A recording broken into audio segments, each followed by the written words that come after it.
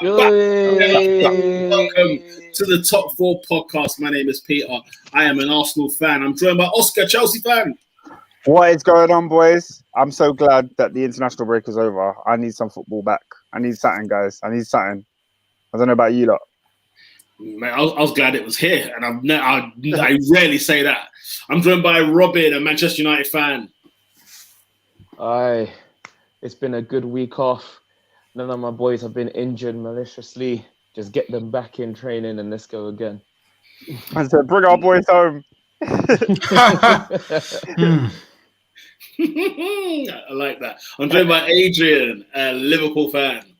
It's funny, as he says that, my midfielder seems to be in the center of a civil war.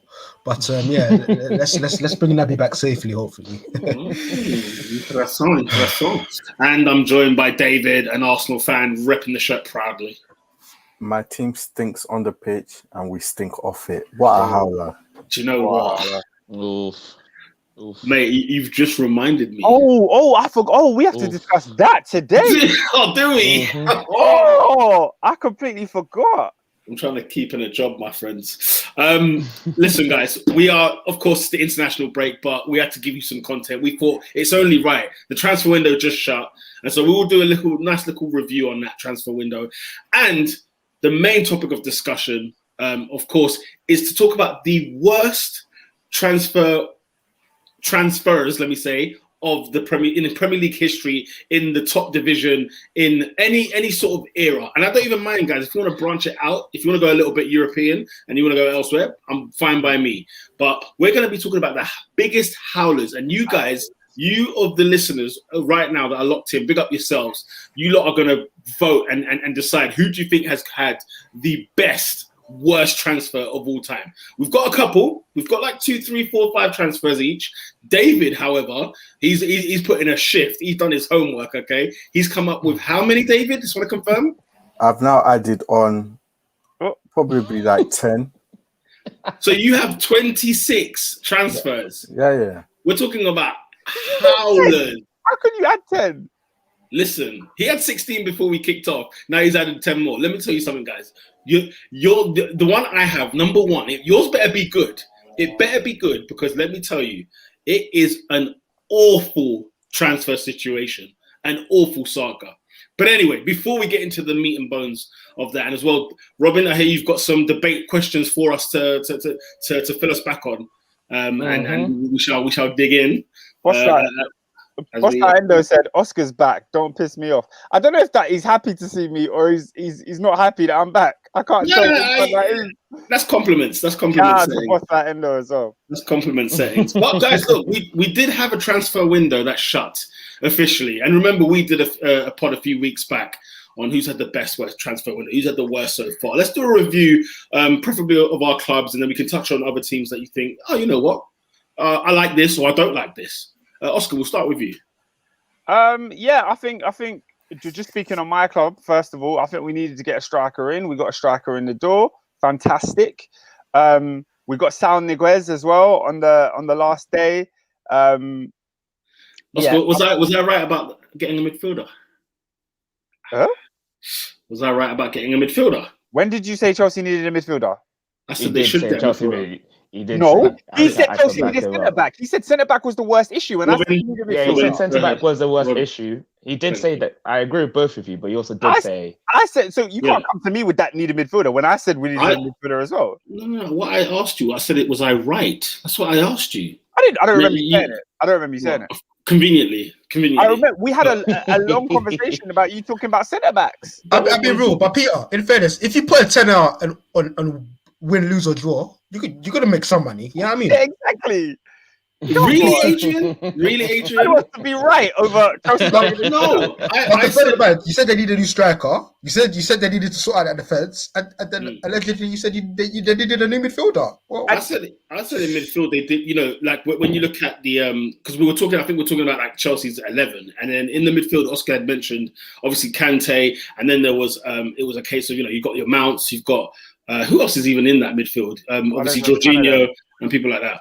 But then it was a case of I felt like there is a bit of sriracha sauce missing and Sam Niguez rather. My days, what a signing! This is like Hey, I'll tell you what, part 2 because it's going to be. Go on. The fans at Stamford Bridge are going to have trouble saying that name. Jeez. It's going to get sticky. It's going to get sticky. It's going to get absolutely sticky. They're gonna have a whale of a time. But just to wrap up, Gonna be loving Chelsea. I think we all agreed Chelsea could have done with an extra midfielder. But yeah, we spent just as much as we made this window. Like we sold a bunch of players, your Tammys, Broj, Livramento, all of these little sales, and we actually didn't spend more than that, despite spending 100 million on Lukaku. We still kept some guys on the books like Ross Barkley and we've got Ampadu, we've got Loftus-Cheek, we've got I think Ampadu went on loan. What number has Ross Barkley got now then since Kovacic took 8? I don't know. They took his 8. I don't know what Ross Barkley's rocking. We got a League Cup game in a couple in next week, so maybe he might play in that. Let me get onto the comments and then we can move on to another club. Boss Anderson, I'm happy. Oh yeah, what are you saying? No. Continue. Boss Anderson, I'm happy to see you, bro. Pod ain't the same without you. I appreciate it. The pod ain't the same without your comments, bro. Lola O said, Xhaka for his crimes in the league, his price and what getting him cost the midfield of Arsenal. Oh dear. Oh dear. We will come on to Arsenal's window in a bit. Niklas Elmi says, Saul is a fantastic signing. We officially have the best midfield 4 in Europe. My Chelsea are back at the pinnacle of football. Big up Marina and Thomas Tuchel. Can we park on that for a second? Do Chelsea have the best midfield 4 in European football? It's a great question. It's a great statement. I think they got the best. One of the best 2-3. I would say you have to think about like Kante and Jorginho. I think they've proven that you could put them as one of the best 2s. But then when you go to backup and your backup is Kova and Saul Niguez, I think it's tough. I wouldn't. By the way, Saul starts. By the way, I don't think he starts. Really? You think you've got him? You think you got him on loan for? Well, I don't know who doesn't start. What I'm saying is he starts. So do we drop the UEFA Player of the Year or the UEFA Midfielder of the Year? Which one should we drop? There's another one that you've missed out there. I'm asking which one should we drop of those two? There's another one you've missed out. There's another one. I knew where Peter was going. Where's the other one? Unfortunately, the English Aaron Ramsey. The English Aaron Ramsey does not play in midfield for Chelsea. Oh, okay. Sorry, I apologize. You're gonna play Saul Niguez in midfield. I'm telling you, you're gonna start. And I'm asking you, that's not for me to discuss. That's not for me to decide. Or the UEFA Midfielder of the Year? Which one is getting dropped? It's not for me to decide. What I'm saying is, I think he's there to add depth to the squad. Just bro, do you know who Saul is? Yeah, it's not a player you just get and then you bench him. I mean, look at our midfielders. We have 3 midfielders that are better than him anyway. Are you sure? Yeah. Name the 3. Kovacic. Stop. Jorginho. Move on. If you think Kovacic is better than Saul. Yeah, I do. Okay. Yeah, I do. Okay. I do. Kovacic is. I won't go that far. He's smelly, bruv. The thing is, the Kovacic that we thought was coming, I haven't seen him yet. I must admit, because the one player of the year at Chelsea. What are you talking about? Congrats to him. So what? Like freaking Lacazette wins Player of the Year for Arsenal. What does that mean? But what else is it called? What I'm saying is the Kovacic of Inter Milan and Real Madrid. When he came to Chelsea, I did expect more from him than what we've got. That is fair to say. So I'm saying like with Saul. Again, if we get Atletico Madrid Saul, he is much better than Kovacic, but we might get like a diluted version of him. Who knows? Who's to say? What I would say,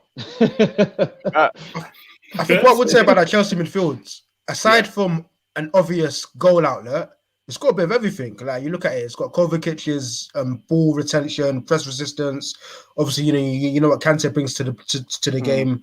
Jorginho's control of tempo, and the Saul Niguez is just a complete midfielder. So yeah, that's a decent shout. They probably do have one of, if not the best midfield 4s in Europe. Boss Endo says KDB, Gundogan, Foden, Silva is the best midfield. It's a great shout, great players. Which Silva is he talking about, bro? Bernardo. Do you know what? Gundogan and Bernardo Silva don't necessarily fill me. You know what I mean? They don't feel me. Yeah, I'm not with the Gunnar one thing. Not really. Now, Again. if you had David Silva, that's another story. Innit? Yeah, I mean, No, time no moved on. arguments. Lola says Sol has come to play wing back. Sorry, Saul. Why did I say Sol? Iklas also says he ain't starting regularly. He's a versatile player and he can play left back. So that's. I'll be very disappointed if he plays left back. I'll be very disappointed if I see him in the wing position. I'm gonna You be know what honest. I'm That's coming that's coming like Kovacic, like I don't think he not needs to Kovacic, start. Kimmich. Sorry, Kimmich. Big up Timo Werner's Secret Service, who's given us a few early transfer recommendations. We'll get to those later. I don't want to Don't worry, You know what? We'll get to those later. What's ironic is his name or her name. That's ironic. Funny enough, talking about it. Timo Werner's Secret Service. Hey, he won the Champions League, man. He can't be in this list. Bosslight Endo says Kova is probably the best ball carrier in the league. Final third lets him down. I would agree with that, man. I mean, best ball carrier is a bit of a stretch. He's very good. It's definitely top 3, top 4 in the league, in my opinion. What, central midfield? No, just carrying the ball, just progressing the ball. Like, not. Interesting. It's very hard to tackle him. Interesting. Yeah. Robin, sorry, you had a question. Yeah, I'm going to ask everyone anyway this, but out of 10, how do you think Chelsea's transfer window was this season? 9.7. Holy that smokes, that high? That high? Yeah, like what else would you want? Like what else would you want? I wanted a midfielder for depth. I wanted a striker to score goals.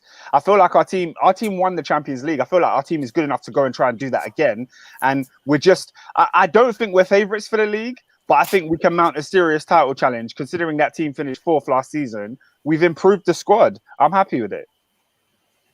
Another centre half, maybe. Like, are you a bit disappointed that the Kunde deal collapsed? No, like not really. I mean, we've got Christensen, we've got Rudiger, we've got Thiago Silva. There's going to be mixes and matches. Last season, we saw Aspie playing in the central. We also saw Reece James playing that role a little bit. So I was gutted to see Zuma go because Zuma is obviously a great servant of the club. But essentially, that leaves another spot for one of our many talented youth players to just slot in and play that position. So I'm not upset with this window at all. I mean, I'm sure you're probably disappointed with Tomori going. I'm probably sure you're thinking, you know what, it would have been good to have had, you're talking about the youth and whatever else. He had an impressive start when under Lampard. So, I mean, because Tomori left in January, he left on loan and then we just sold him in the summer. I'm over Tomori. He kind of left in January for me. Mark Guehi's another one who went to Crystal Palace. But yeah, I can't complain. We have an over bloated squad. Like I said, there's still Ruben Loftus-Cheek there. There's still Ross Barkley. I can't ask for more signings. Like and with that, that's why for me Chelsea's transfer window is nowhere near a 9. It's a good transfer window, but I'll probably go 7.5, just under 8. Simply because you've got some good pieces in there. But personally, my thoughts. I think 2 centre halves would have been amazing. That's just my preference. The thing is, I like Thiago Silva, but that's as far as it goes for me. And then obviously you can't have him playing 38 games in a season. He's probably not gonna make it. And then again, the bloated squad you've said you've got. I mean, don't get me wrong. You let out probably like 20 players. When I look at Chelsea's list of outs, the pages on Sky Sports keep going. We made 100 mil this summer. 100 mil. There you go. We're minus this summer, despite spending a ton on Lukaku. We didn't go over. Yeah, no. Listen, I'm not trying to say Chelsea did a bad job because they had so much to do. The problem is they created that work for themselves. So I'm not going to reward them higher than I think they should have when they look at how bloated your squad is of players you do not want, and they're just not going to be doing anything at the club. At the same time, I think the centre halves was for me is the major key. You've done the striker, well done. The midfield, I think, is an absolute bonus because I didn't see it coming, and it's an absolute cream on the crop. And then it's just for me, it's the defence. Do you think that's a bit harsh though? Because obviously when you look at it, Tammy Abraham, Mark Guehi, Dino Livramento, like these are all players they've nurtured in the academy to the point where they're good enough to make the squad, to the point where they're good enough to be sold. So they think you're sort of persecuting them wrongly there. Again, I said it's their own doing because when you look at the players you've just listed, all those players you've named probably there, Oscar or maybe other Chelsea fans would say, actually, it would have been nice to have kept them. There are loads that they got rid of, but then those people that you've just pulled out, Tammy Abraham, I think, would have been an asset to the squad. I think, what's the Palace defender called? I get his name wrong all the time. Mark Gurley. So if you're looking at I'm just thinking of Tomori and again him. I'm thinking I could have done with those two actually, to be fair. And then obviously Livramento is a guy who I'm just finding out about this season. So if did you sell him for money? Is he not on loan? Yeah, Livramento went for money, and there's a buyback clause in there. I think it was like 5 million. Okay, I guess so. Southampton came and looked at one of their kids who's never kicked a Premier League ball. Yeah, 5 million is a lot of money. Yeah. So, like I said that they didn't have they did good in the window, but they had a lot of stuff to sort out, and not everything was completed. So Oscar's 9.7 was just too high for me. Fair enough. I don't really like I said, I don't necessarily feel your defender one. So there was not really much else. I just think Tuchel needs to get the best out of the players he's got. We need to see better Pulisic. We need to see better Werner. We need to see a better. Who else? Plenty of players, man. Ziyech, plenty of players. Boss Endo said Chelsea get an 8.5, better than United's in my opinion. Their outgoings are ridiculous, rectified every position. They don't need mounded. I don't know what that means. They don't need mounded. They've got enough cover in defence. They will win the title. Oh, Kunde probably. Probably Kunde. Well, what's that, Pete? Just autocorrect. Iklas also says, Peter, your disrespect to my boy Rudy is ridiculous. In 2021, he's the best centre-back in Europe. Nothing Chelsea do is good enough. But I agree with the point, though. First of all, not the case at all. If anything, I actually respect what Chelsea do probably out of all the football clubs in the Premier League, if I'm being honest. Oscar, Oscar, you know this well. When I think Chelsea should do better, should do something about it, and they should get this guy or get that person out or whatever. Chelsea go and do it like literally months later, and I'm just like flipping out. They get it done. It's what happened when obviously when Conte came in and whatever else, and then as well when Tuchel was coming in, I said, fam, Oscar, you've got a manager. Believe me, he's top notch, and he's proved himself true, right? I don't have any disrespect to Rudiger. It's not even disrespect. I just don't necessarily rate him. He's just not. And let's be fair. Before Tuchel came in, I'm pretty sure everybody would have been happy to see him walk out the door because he was woeful and wasn't even playing for the team anymore. So Chelsea, trust me, Chelsea is the least of my worries. I just hate the fact that they're rich. Let's ask you one question, then we can move on from Chelsea. He says, name a better CB than Rudiger in 2021. Ruben Diaz. I mean, that's just off the top of my head. I can keep going. But that's just off the top of my head. Laporte. Give me a couple more. Huh? This guy that was. What do you mean? I'm sorry. Wait. Virgil van Dijk. Wait. No, as in in the year. No, this year. We're talking about players that played in this calendar year. The player of the year. In centre up to back. August. Oh, then Diaz. I mean, was he not player of the season, Diaz? Yeah. Okay, fair enough. All right then. I didn't even think, guys. Okay. I didn't even think. Come on. Guys, I think that's testament to the point, though. Like the fact that it's a struggle. Yeah, it means Rudiger's been sick this year. No, I said I didn't have to think. But come on, like that's just popped in my head. I think as much as like Rudiger has been shaky at Chelsea, I agree. I feel like this year under Tuchel, like you said, Tuchel come in and made Chelsea a lot better. Rudiger's been pretty much flawless, man. He's come into that side. He's been one of our most important players. He's turned that position into his own, and I think credit deserves to be given. I agree with you, though. I'm not ready to call him like world class or a top.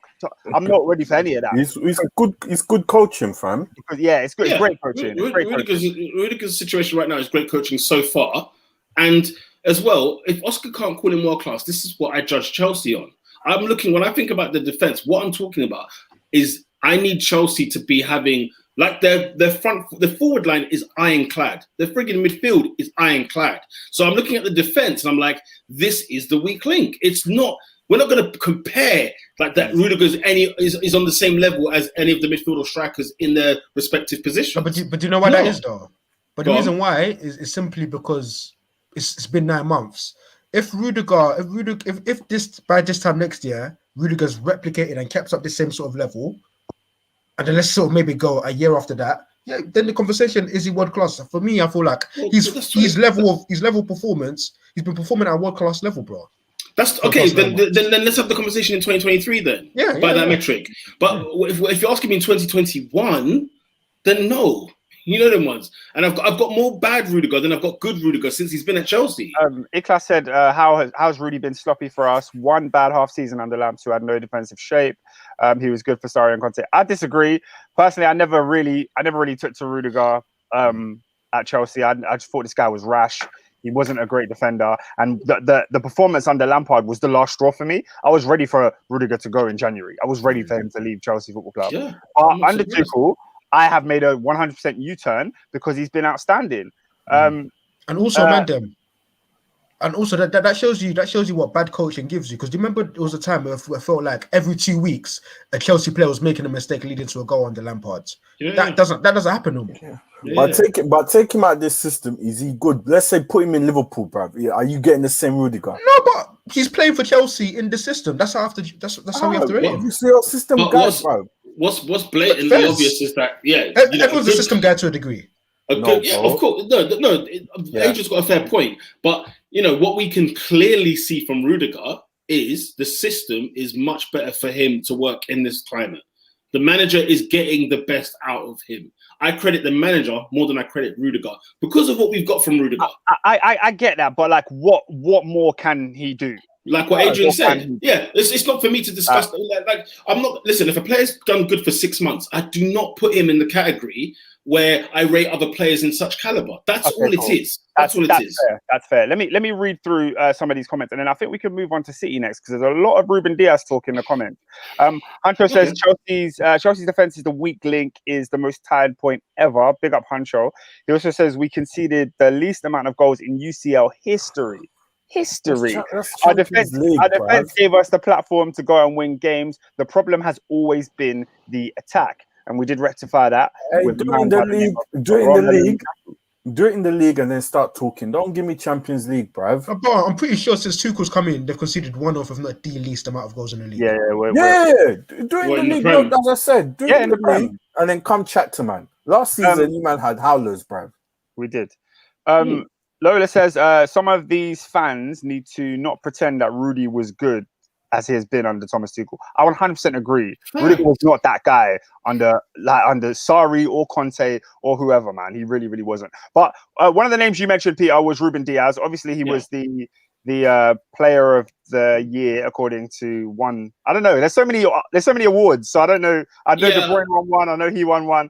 So okay. What I was trying to work out was the official Premier League one, whatever that's called. I don't know if there is a Premier League one. CFC Hancho says Ruben Diaz has been getting dragged around in the Euros and the last 3 months. Iklas says that's BS. Diaz got spun by Havertz twice in 2 months. Lola says Diaz has had a higgy Euros, does not mean his season at City was arse. He was better than Rudiger. That's right. Yeah, for sure. I mean, listen, if you want to talk about the 2 times he played against Havertz and he got done, fair enough, he got done. But then what? 2 out of 40 games in the season? I'm not going to bring that one up. That's not the thing I'm going to spite him with. It's like Kai Havertz. Kai Havertz has probably had maybe 4 or 5 really good games last season. Let's be fair. Yeah, you're right. He's and I love Kai. I can't wait to see him flourish. I just wish it wasn't at Chelsea. But again, let's not laud certain players bigger than what we've been given products wise. That's it. That's fair, surely. But Oscar, Man City, are we on to them? Yeah, I mean, we might as well. I mean, we can gloss over it quickly. There's not really much to discuss. It's not get a striker. If there's one thing I've learned a lot about this season, though, especially the big clubs, the amount of people that have gone out. Now, this might be a regular thing. Maybe I've just not paid attention. But, I'm looking, obviously, Aguero's gone, Eric Garcia's gone, Jack Harrison's gone. Then they've got, Grimshaw and Fiore and, all these players that are like, youth kids and whatever else. Patrick Roberts, who's always been spoken about. He's gone to Troyes. And then, of course, they brought in Scott Carson from Derby, which has been a fantastic thingy. And then Jack Grealish for 100 million. What's Iklas saying now? Because I don't even play FIFA. I've not played since 12. I've not played since FIFA 12. He looks at Chelsea's defenders' FIFA ratings and judges them off that. Our defensive been FIFA success, leave off. Yeah, I didn't say they haven't been. No one said that they've not been key to your success thus far. But your success has been just the Champions League. I say just. I don't mean it in that sense, but it's not like you've done the double or won the treble. Do you know what I mean? You've got one trophy in, albeit one of the biggest trophies in football, if not the biggest. But, you know, I think it's easier to judge a team on the league performances than it is to judge on a tournament. I think Tuchel probably played managed 6 games in the Champions League or something like that, 8 games, you know, whatever it may be. And so obviously saying he best defense and blah, blah. It's like, yeah, it's a small sample size. But, yeah, Man City, they didn't get the striker, Oscar, you mentioned. They didn't get the striker. They did spend 100 million on a certain Jack Grealish. Big debate over whether that was worth it and whether it wasn't. They are putting their trust in Ferran Torres, Gabriel Jesus as well, to supply their goals this season. Can I ask a question? Let me ask you all a question. Should Man City have not gone for Jack Grealish, knowing what you know now? So you can't predict Ronaldo and Messi leaving their clubs in the same window. You can't. Yeah. No, but they needed a striker before the window, though. Who are they going to get then? They were chasing Kane. But or someone alone. Do you know what's funny? To sell, bro. Do you know what's funny? Because the chasing of Kane, I feel like, was done in a horrible manner. I feel like it was handled poorly by both parties. Not Tottenham, by Kane's side and Man City side. If you want the guy, go get your man. There was other strikers around. Erling Haaland, I don't think City were even interested, even putting a bid for that guy. It was Chelsea chasing him all summer. Lukaku, I don't think Pep would like a Lukaku. Maybe he's not his style of player, but he was there. They didn't go for him. And now, as we're talking about it, Ronaldo's made his move. I do feel like City lacked in that department. They should have been more clear. And even if they weren't going to get the world-class top-tier striker, they didn't secure anyone beneath that. They're putting their faith in Ferran Torres. And it's a sticky one still. Do you know what, yeah? I feel like that City create enough chances anyway. So I think that's what he's banking on, like last season. Get Grealish, who can wiggle in and out quickly, something different. Yeah. And they'll be all right, bro. If they win the league without a striker this season, like top tier, bro, Pep is hey, listen, you're a bad man, bro. That's a bad boy. And if they don't, would you say that this was a good error? It's a howler because you know what it is. You know what you won the league. You knew what was missing at the beginning of the window. You didn't rectify the issue. And if you go into the season and don't win the league, like Manchester City are a club that should win the league every single year. That's their aim every single season, League, Champions League. And the fact that you've gone into this season with a glaring issue missing, and it's not for lack of funds, it's not because you didn't have enough money, it's because you didn't see anyone out there that could fill that hole when technically there were players there. Lola says, in my opinion, City didn't have a great window only because as great as Jack is, they needed Kane or Haaland over him. She even suggests them needing a left back. Endo says City have had a 4 out of 10 window. However, Ferran will bang at least 16 league goals this season. He's finishing his cold. Yeah, he's sick, bro. I'm up there. I agree, man. I'm on the Ferran train. I can't lie. Can I be honest with you? I'm not on the Ferran train today because I'm watching him. That's how I feel. Well, Robin, talk to me. Did Ferran not have a great start? Was it last season, if not the season before? Whenever his debut season was. It might have been last year. But he had a great start. I felt like he wasn't given enough chances, if that makes sense. Yeah. You have to give him the keys. He was never given the keys to play for City, like as the main guy. He was, Pep loves his rotation. And it seems like now he's going to trust Ferran. He's put him in there. He scored against Norwich. He scored twice against Arsenal. He's building momentum. So one would hope, and he's pushing Jesus out to the wing. Like Pete, you can see, like you can see, like the kid's got it. He knows how to play the position. Do you think so? Even though he was not a striker when they bought him, I think Pep has trained him up, man. He's had that sauce, bruv. Here's my cooking. Ferran's cooking. Here's my thing. I'm accused of the lawyer, Pep Guardiola's lawyer. Here's one case I can bring forward to you, though. Is I agree. I think everybody agrees Man City needed a striker, correct? That's fair enough. Man City went for a striker, and Pep, said what the situation was. We've made an offer. If you don't want to negotiate this offer, we walk away, right? And it was as simple as that. City did not match the offer Tottenham would have wanted for Harry Kane. Now, take away that situation, for example, which I kind of respect it in a way because probably the the money probably isn't there. I know, City, never mind. But is there another striker like Kane or like somebody who can be in that Man City starting 11? Because I don't even think Kane suits Man City, if I'm honest. He suits more the Man United, if anything. But so number one, it's very difficult to have a striker under Pep Guardiola's teams, because if you look back in the past, maybe Lewandowski's been the only other one, and then it's Messi being the false nine, right? And I think Jack Grealish, correct me if I'm wrong here, Jack Grealish, I think at some stage is going to verge into that false nine position, and I genuinely think he's going to be the goal scorer because he scores goals. He doesn't score goals. Nah, He does. he's the assist man, bruv. I don't see that at all. I think he creates. When you're talking about the false nine role, sorry to cut you. When you're talking about the false nine role, City have Ferran, they have Sterling, they have Foden, they have Jesus. They've got plenty of players that can fit that mold more. They can fit that mold better than Jack Grealish. He's a creative. Let me counter it, because with Messi, and I'm not comparing Jack Grealish to Lionel Messi. Please do.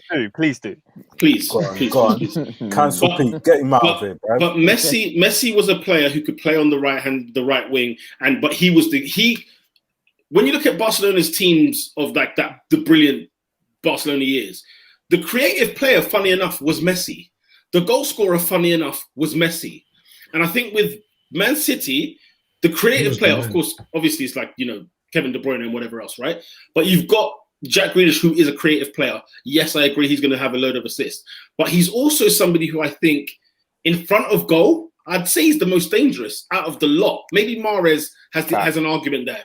But I think in terms of in front of goal, I think he will score plenty of goals had he been moved more into his natural number 10 position, which is what he preferred at Villa. That he didn't really get anymore. Pete, that take is... Yeah, that's a smelly one. Let's see. I genuinely think every other player is better in front of goal than Jack Grealish. No. What I'm saying is, I think he can score spectacular goals. I think he can score goals for Manchester City. You know what I'm saying? And somebody mentioned the point about, I think, was it for Chelsea, that they create chances. Man City create chances for days. And I think if Grealish is on the end of them, I'm betting him over, for example, Sterling. I'm betting him over... They won their last 2 games 5-0, and he scored 1 goal because it came off his knee. He's not playing in the false nine position there, though, is he? Regardless, City are not going to struggle. I wanted to get to this comment. CFC Hancho says, if City get Weghorst from Wolfsburg, then I can take them seriously. I'm not a big fan of Weghorst, if I'm honest. I don't even know who that is, bruv. That's a smelly take. He's Dutch. Dutch one. He's just a finisher, isn't it? Yeah. Is there much to his game? Was it more of a Huntela? I don't think enough. First of all, don't disrespect Huntela like that ever again in your life, Adrian. If you know what's good for you, if you know what's good for you, don't ever diss him. You can compare 2 players. No, but compare the same player. Don't compare him to Klaas-Jan Huntelaar was cold.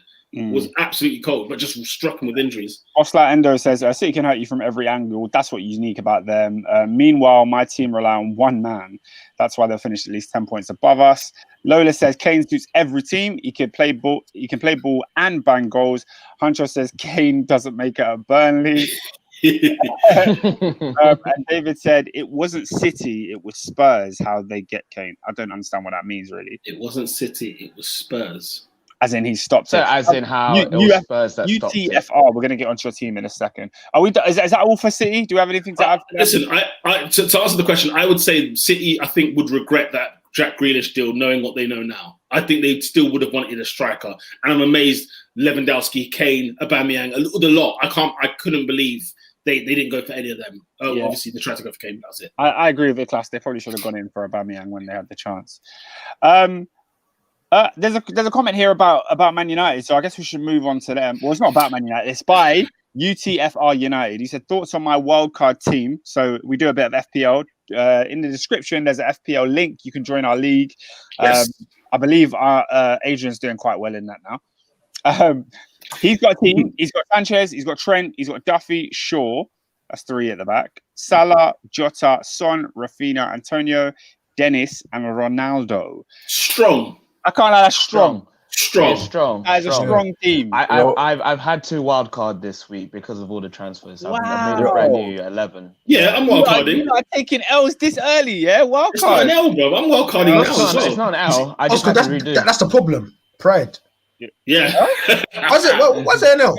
How's it an L when the window's shut? Remember who you're talking to, innit? Remember you're talking to the reigning, defending, top 4 podcast, fantasy league champion, yeah? So, yeah, I understand. But later on in the season, later on. All right, Leicester City. Before December, there's going to be wild card. Clock FC. There's going to be double game weeks. There's going to be reasons where that wild card is going to come in handy, and it's fun to come at you. Don't worry, you get another one. You get 2. Yeah, you get 2. You get 2 after January. I'm saying before January. No, but double game weeks don't really kick in now. Yeah, they're not, bro. Yeah, December. Yeah, that's only in December. All right, cool. I was going to hold that wild card for December. I didn't get another one in January anyway. But anyway. UTFR, bro. Your team's stick, man. I think that's a lot of goals. That's a lot of Manchester United. Yeah, Robinho, talk to us, man. Wow. Tom Heaton, Jadon Sancho, Rafael Varane, and CR7. With the outgoing of Dan James as well, I rate this window a 7. It's a decent window. Wow, only a 7. What? Yeah, I'm surprised. That low. Explain that one, Robin. That's pretty low. I'm surprised. No, because we've addressed, and I've said this, we had 3 positions to address. We addressed 2 out of the 3 positions, which initially gave me an average of 6 and 5, because the main position that we need to address, we didn't address. And it's been a glaring hole. Robin, can I add? Yeah. Don't you feel United deserve points up a little bit? Just because in the positions you did address, you addressed them emphatically. You didn't just sign. I'm not saying you signed the world-class centre back. You didn't just sign a winger. You signed Jadon Sancho. You got Cristiano Ronaldo. Don't you think 6 is a bit? Oh, no, you said that's what I said 7. Maybe 7's a bit. 7. No, because imagine like you have a donut and it's a very, very nice donut, but there's a hole in the middle that needs filling to make it complete. It's not filled. Ring donuts are repug. Let's just be very clear. We need a filling. We need a filling. Still tasty though. Still fill you up. Still. We need filling. And Robin, to fill out your analogy a little bit, you know, I feel like maybe last season you had a glazed donut with a hole in it. This year, there's a whole lot of sprinkles on there. There's Nutella. There's a lot of stuff that's making it more than just a ring donut. You know what I mean? But it's still a hole, and that's the thing. Listen, Oscar, what's a Boston cream without the cream? What is a Boston cream without the cream? I know Peter's out here eating custard donuts, man. You make me sick. Listen, donuts with fillings are a must. Let's just keep it a buck. Anyways, back to so the transfer window was closed and we didn't sign a DM. So going from what I'm looking at, the team is stacked up top and the team is stacked at the bottom. And all I can hope now, especially with Van der Beek and his agent coming out and Donny just releasing a video today with Rio, which I need to watch later on. Interesting. I'm gonna have a butchers. It's about 30 minutes, so I'll watch later on. But from what I've seen, it's been a good window, but it's not been a perfect window. And that's the annoying thing. The thing that it can be like, I can sit here and be calm for the rest of the season. I can't sit here and be calm for the rest of the season. I know we'll finish in the top 4. I think we'll do that. Do I think we'll challenge for the title? Maybe. We'll see how the thing goes. But I can't sit here and guarantee yes, we're going to win the league. Yes, we're going to go far in the Champions League. Because the middle of the park is a problem. You've got Bruno and Pogba, fantastic. But if one gets injured or if one can't play for something due to like a red card or something, the midfield becomes scarce. I don't trust Fred. I prefer McTominay than to Fred. But even with McTominay, it depends who you're playing and have issues. Van der Beek doesn't play. And then now that's it. So Robin, it's an interesting situation at United.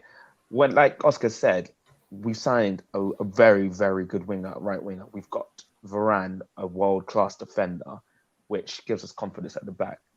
But United's going to be one of those teams that will get points, but we're going to be fighting, if that makes sense. Robin, quick one. Just a quick one. Yeah. What is Donny van der Beek's best position? Like I'm talking his role in midfield. That's what I heard a quote from this interview that was a bit. Yeah, the quote. Yeah, he said he's an 8 and 6. That's what he said. He says I like to play everywhere. He just wants to play, but he prefers an 8. He said he was originally a 6.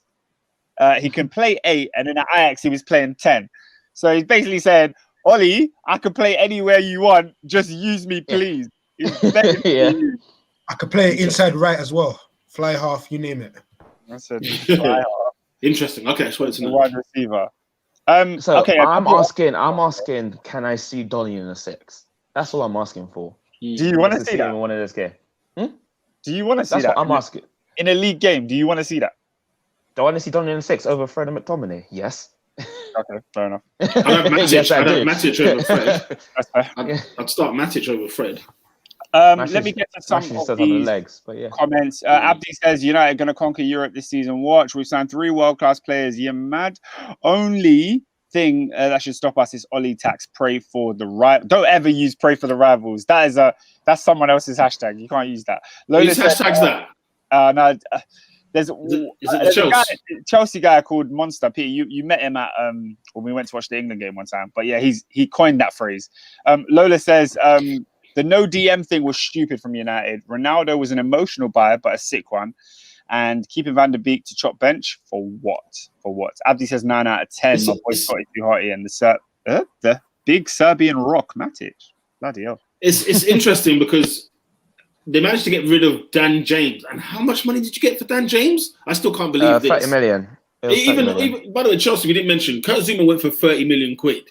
Like that is an absolute steal. To where? West Ham. Good boys, David. West Ham paid 30 million quid for him. I think that's a good signing for them, personally. Brilliant signing. Listen, I think both parties are happy because to get 30 million off Zuma is good. Listen. He should have cost no. Listen, I hear that. Listen, yeah, go on. I know I work at West Ham, but I don't know what they're smoking over there, bruv. That's a great. No, they needed a centre half. I think that's a good signing. I think that's a good signing. And bear in mind, the one thing that's an issue with Zuma, is on the ball he's not the best. He can lose the ball in possession, and when we're playing out from the back, he's not as comfortable. Bro, West Ham ain't worrying about that. It's better than Craig Dawson. My guy can do flag tackles. He can do clearances. He's going to score from corners. He's going to clear from corners. Crazy. Brilliant signing. See, this is what I'm saying. Maria is on job, bruv. On stuff. But I was just saying he should have got more money. You know what? I think we should have got more for Tammy. I think we should have got more for Zuma. But that's me being greedy. But the thing is, do you know what it is though? The thing is that the way you lot placed them on the market, it wasn't going to. They were not surplus to requirements, but they were not first team players. So therefore, the value went down straight away. If you're selling Werner, even now, even as shocking he has been, you'll still milk more money from Werner because he's a first team player. Yeah. Well, we'll see how long for, but yeah, anyway. What's it called next? But yeah, no. Before we end up on the whole Ronaldo thing, on the United thing, the whole Ronaldo situation. Like, I don't know if Remy's running the United account, but he is. Propaganda has been happening, and it is a commercial one. But you know, I'm getting excited. That's the thing. I just want to see him back, if that makes sense. And if he can replicate what he's been doing for the last few years, then it's going to be quite enjoyable to watch. Let's do a quick roulette, right? How many Premier League goals will Cristiano Ronaldo get this season? You're asking Oscar? Well, everyone. I'm going to go with 17. I'll come with 17. I was going to say between 17 and 20. Yeah, I was going to say 17, less than Kai Havertz. But you have to understand, by the way, Ronaldo scored 100 goals for Juventus. For Juventus. He scored more goals in Serie A last year than Lukaku. Wasn't it not 29 and 33 or something like that? The numbers were tight. Yeah. It was literally almost a goal a game. Listen, he's gonna get 20 plus, bruv. Yeah, and people think that this league is gonna stop him. Like he's gonna go up against Jane Duffy and be like, oh no. James Tarkowski's gonna roll up his sleeves and. Bro, do you know how many shots he's gonna have a game? Listen, if Man United play the cards right, that's the other problem as well. Where are they going to play him? will he be the centre forward? He will be the centre forward. Yeah, Peter, there's one Centre season. forward. There's one season in La Liga. His shot conversion rate was like 17%. He had like 40 plus goals. Brother, man just takes a chance. Guys, I've seen a comment that's infuriated me. So Abdi's also said 17 league goals minimum. I think he gets 22. But I had a little bit of a rant, I think last week or the week before, about this country and how we televise football. Abdi has said, I can't wait for Saturday, man. Ronaldo back at OT, biggest debut in years. Can't wait. Shame it's a 3 p.m. kickoff and not on television. So you mean to tell me... I told you, Peter, it wasn't going to get changed. Cristiano Ronaldo has come from Juventus to Manchester United, back again with a full stadium at Old Trafford for the first time in 2 years. Well, you know, the other week as well. But that's not going to be on TV. I'm shocked. It will be on TV. It will be on TV in the rest of the world, not in England. Just not. Why can't English fans see this? I didn't even know Ireland. Ireland is even included in this. Of course, they're not. Just to tip of the iceberg. Just to add a little bit more salt into the wound of that. This Sunday, there's one televised game. There's only one game on Sunday. Why couldn't you just move one of the Saturday games to Sunday? I don't understand this. Is that because I think the reason we have to play, because Champions League. But that's fine. Early Tuesday. You can move one of the other games to the Sunday and put Man United at 12:30. You want to hear the howler? There's a Monday night game. And there's a Monday night game. I'm sick. Who is that? The Monday night is Everton. Listen, it's Everton versus Burnley. It's the Monday night football. For flip's sake, Sky Sports, bruv. Look at what Abdi said. Leicester Man City's at 3 o'clock. Leicester City not televised. What's going on? The 5-2 they gave us last season. They gave us 5-2. They gave us bangers, bro. Wow. Whoever's running this is skunked. Mental. That is mental. Guess who's playing at 12:30 on a Saturday? Crystal Palace and Spurs. Oscar, you know what? Man. Oscar, I'm gonna hold this L. Yeah, I'm gonna hold this L. Games not being on TV in England is a farce. The 3 o'clock thing is a farce.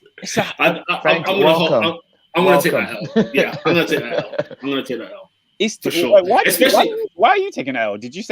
No, because he was for it. You know, I've always been like, as in what? Because what I was sort of against was having, a game at 12, a game at 2, a game at 4, a game at 7, a game at 9. It was like, okay, but then at 3 o'clock, at least just throw them all on TV and you could choose. I would like that. Do you know what I'm saying? Okay, I don't want the scattered. Because do you remember those Sunday nights? I was going to work for 7:15 kickoffs, like on a regular Sunday. Yeah. Sunday, you can't start work. I can empathize with that. But the fact that Ronaldo is coming back to Man United and it's not going to be televised is so dumb. I'm shocked. The first time you'll see it on TV is at Match of the Day. And can I tell you why I'm shocked by it? Because do you remember the Premier League rule we also spoke about a couple of weeks back, right? If Cavani had been like assigned number 7 and the team's been registered, Premier League will not allow you to change the number. Yep. Even Premier League said, look, we can't take this out. Because Ronaldo can't be in double figures. He can't be in double figures. We have to give him the number. You make rules for a purpose. Once you realize the purpose is no longer being served, break the rule. Ronaldo needed to be number 7. It needed to happen. So you get rid of Cavani. You make arrangements. Hey, Chris Masters knows, bro. He would have got himself fired, blood. So the thing is, I wonder how Cavani took that number change, though. I wonder what he was apparently, like. So the PR, as I like to say, is that he did it out of a kind gesture, and Ronaldo did come up with a statement said he didn't think he was going to get number 7, and thanks Cavani. How it happened behind the scenes, I don't know, but I think it was one of those. I think it's one of those. He didn't want. I think Cavani, seeing the guy that we seem to know, he doesn't want the conflict. What's the point of even going through all of this? As in, like, just look. Are you sure the guy that they had to pay to not take penalties? Okay, not scoring goals is different to the number you wear on the back. I mean, Cavani has been number 9, he's been number 21, he's been number 7, he's been out everywhere in different clubs. For Uruguay, he wears 21, a number where he could easily change it to something else. But I know at Palermo and Napoli, he was wearing 7, and even at Man United as well. PSG, he wore the 9. So he just thought, look, like, hey, Big Ron, you know what I'm saying? Not Big Ron, Big Ron, yeah? Listen, let's be partners, come true, take the 7. You know what I'm saying? Now make sure you assist me a few things, and then we'll be happy if he plays. Yeah, he's not starting anymore. He's just thought, let me collect my wages, man. Let me collect them wages and be caught pictured with a what was it, a ham and baguette on the mountains. Do you remember? Was it last season or the season before? I said, what a legend. What a guy. What an absolute guy. Yeah, shall we move on? I think so. Yeah. Fantastic scenes. Liverpool. Listen. One signing. Howler. Men have just started off. Howler. 36 million on RB Leipzig's Ibrahima Konate. And I don't think he's a starting centre half. Will he be, Adrian? Not this season, no. So how are you feeling? In all honesty. Oh, very, very, very underwhelmed. Very disappointed. I think obviously we know what happened last season, so obviously we knew it was vital to sort of get competent cover at that for centre half. You go and you signed one of the most promising young defenders in Europe, superbly at business, and then obviously we had a couple of bits to address. If ideally we could get a Ginny replacement, and that obviously wasn't done. And then obviously, it goes without saying, Liverpool needed another forward. Firmino then gets an injury on sort of the eve of deadline day. Our board still don't take the finger out and go and stand a flipping attacker. So you look at it now and it's like our attacking options, they're literally hanging by a thread. And then, our options are dire as it is. Takimi Minamino, Divock Origi. Apparently, Minamino's even picks up a knock. So it's looking like Divock Origi's our only option off the bench. And then you've got Jurgen Klopp saying preposterous things in the media that Ox as a false nine is an option. So it's really, really down because realistically, our attack is predicated on Mohamed Salah staying fit, and if he gets a knock at any time or at any point during the season, it's long. And then obviously we've got AFCON to think about as well. So I can't in good faith give this window any higher than a 5.5, I'm afraid. Because we knew it's not like we didn't know. We knew what we needed to get. And it's just gross negligence and gross incompetence as to why we have it. It's pure wickedness, really. So I can't in good faith give this any more than a 5.5. Is there money at Liverpool? Is that what has slowed you down this window? You spent 36 million quid is not a small feat, but is there money at Liverpool? Because I sympathise with them, because I kind of look at them like Arsenal in the financial sense. Can I just say, I've heard from Liverpool fans who, when I've told them their club doesn't have as much money as the Chelsea's, Man United's to spend, they have told me categorically that it's got nothing to do with money and more so to do with Klopp not wanting to sign certain players. So, like, I've had this conversation on Twitter Spaces with a bunch of Liverpool fans, and they seem to believe that it's Jurgen Klopp that wants a smaller squad and doesn't want to go out and spend big money on players that he feels would be surplus. Tell me I'm right, because I think I retweeted this or talked about. You man don't have tell me I'm right. Squad. What's that? You don't have a 25-man squad. Liverpool is like the only big team that doesn't have a 25-man squad. No. We must do. We must do. No, I have to set this up. We must do. It's not even a. No, because bro, we like that's in my opinion either it's a complete hogwash or Klopp needs to go Maudsley because your backup striker Divock Origi, he doesn't even make the bench most weeks. So you can't possibly, in good faith, tell me you genuinely believe you've got enough up there to last the course of a Premier League season, European Cup season, and Domestic Cup season as well. I found it's even from the Liverpool Echo, so this biased Merseyside news. Liverpool will be unable to name a full 25-man squad for the first half until January of the 21-22 season following their transfer deadline business. So who's not in the squad then? Because they've got a lot of players. That's context. I think that's probably because of international. Because obviously there's a quota. There's a certain amount of foreign players. Yeah, there's a certain amount of quotas. So I think it's that. As opposed I think to taking away. Players. I don't know if it includes like youth players and stuff like that. No, But I feel it like probably doesn't. Because let's just say hypothetically, yeah, Harvey Elliott probably isn't registered, Yeah, but yeah, he's going to be playing. Maybe Curtis Nick. Jones Curtis isn't registered, Jones, but he's going to be Nico, playing. Reece So Williams. Nico. All of these players. Yeah, that's true. Lola says, I don't know. Liverpool, I don't know for their window. Who did they even sell / loan? She says, Liverpool have always been a sell to buy a club.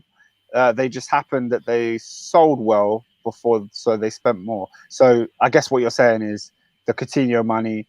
Who else did you sell?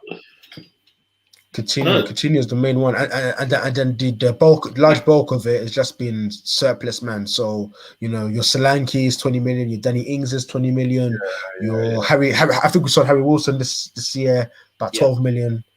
Yeah. It's interesting. It's interesting. Liverpool, I just have a feeling it's a money situation. It has to be. And it's sad because Champions League winner, Premier League winner in the last 3 years.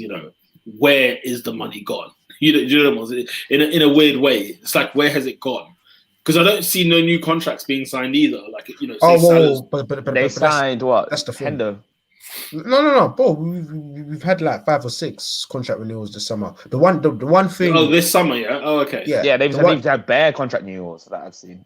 And the one thing I do give FSG, as sort of tight-fisted and frugal as they are, they have sort of implemented lots of good infrastructure at the club. So I think Van Dijk signed a new deal, Robertson signed a new deal, Henderson signed a new deal. Van Dijk, I don't know if I said Van Dijk signed a new deal. So we had about sort of 6 or 7 players signing new contracts. But the issue is, yes, obviously, because historically, what would happen is Liverpool would have a 6th season, and then we'll sell Xabi Alonso, and then we'll have another good 6th season, and then we'll sell Suarez.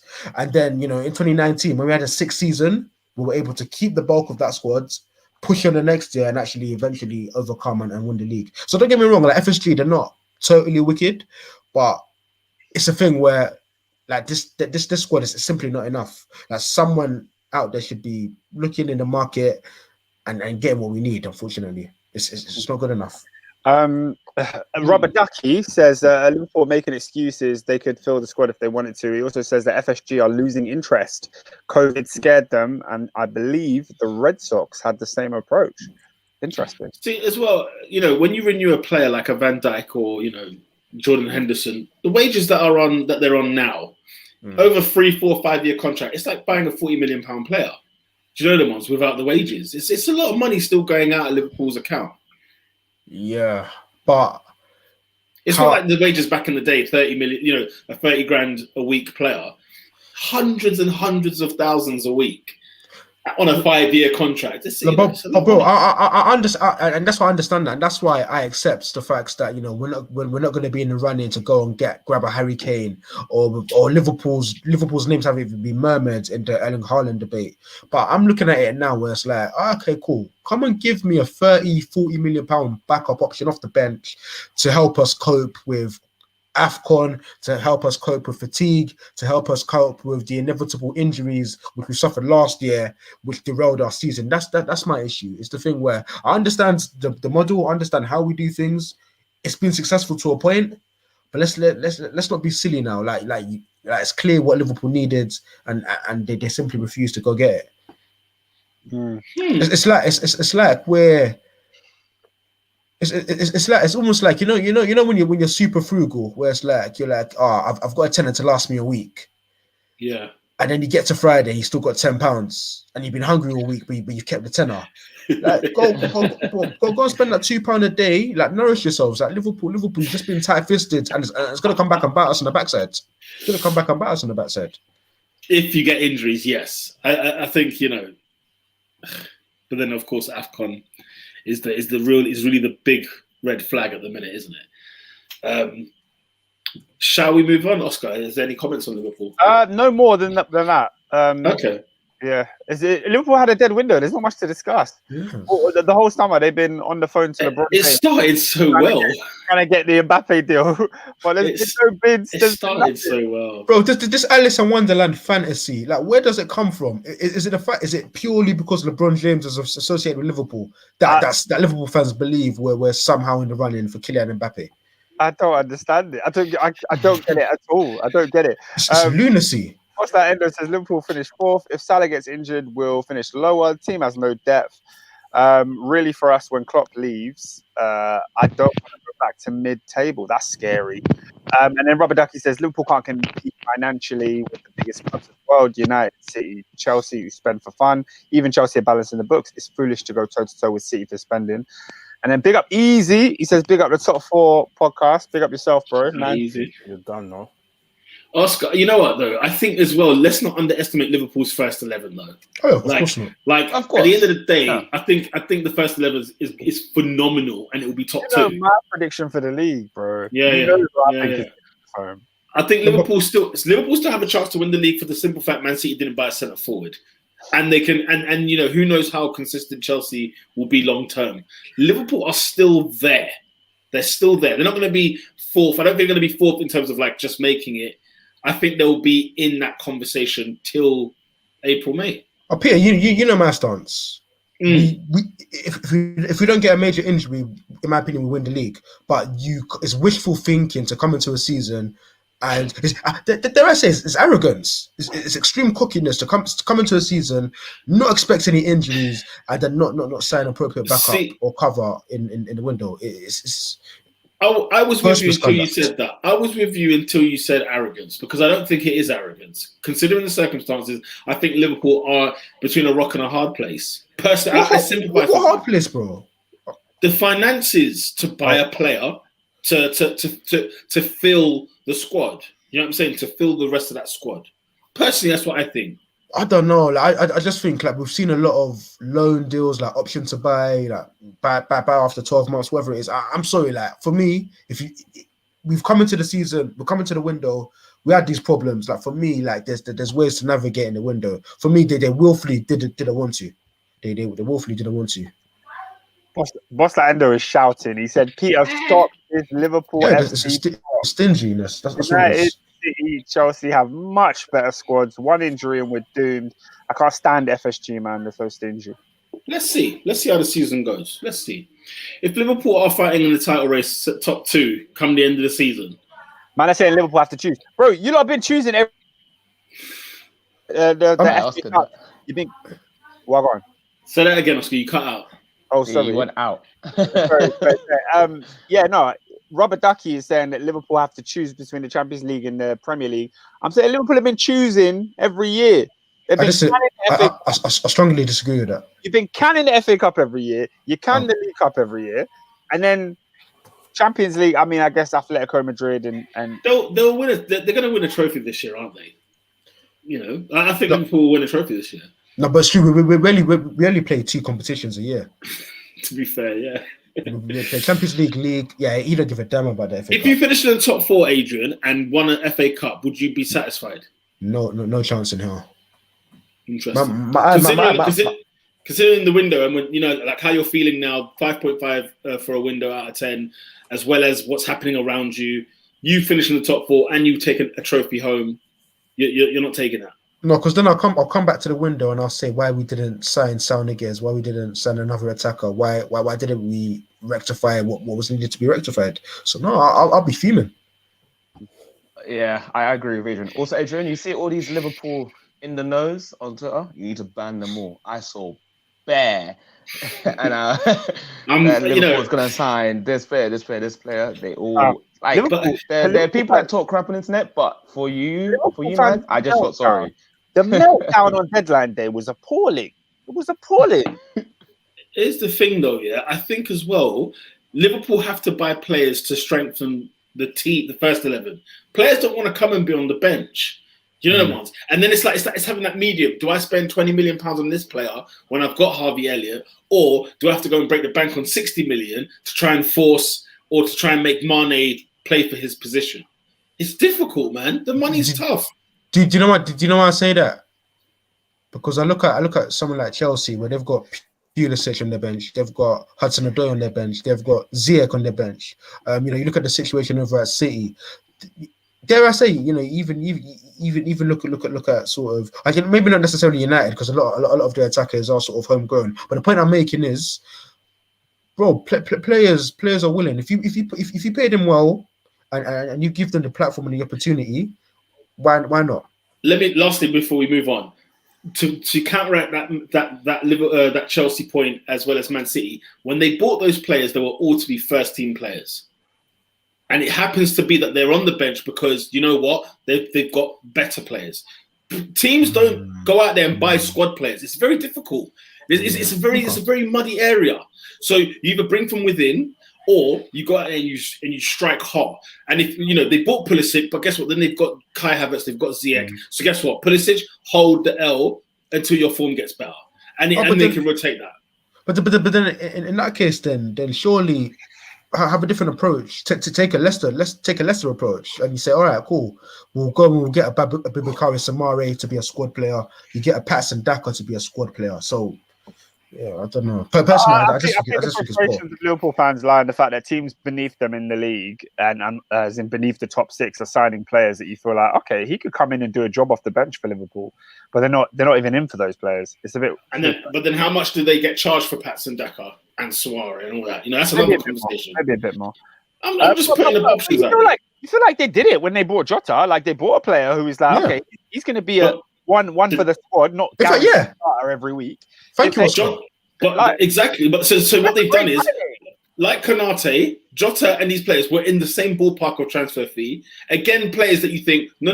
The plan is to make the first team. Now, Peter, can I be honest with you? You're not signing Chamberlain today. You're not signing Shaqiri today. You're signing better quality player. Konate is better quality, and so too is Jota. But again, players that are to challenge the first team. Go ahead. No, bro, I think Oscar's hit the nail on the head. That point is complete cap, man. Like Liverpool Football Club have enough power to go and attract good players to sit on the bench. They do. I'm talking about this. I agree. But you go over to say you go to Borussia Dortmund now, and you try to sign Guerrero. It's not going to be cheap for whatever reason. But then Leicester go in for him, and they get 25 million quid for it. No, but then that goes back to my point about smart recruitment. We went out and we signed Kostas Tsimikas, who nobody was really looking at. So it can be done if you want to, but FSG don't want to. No, true.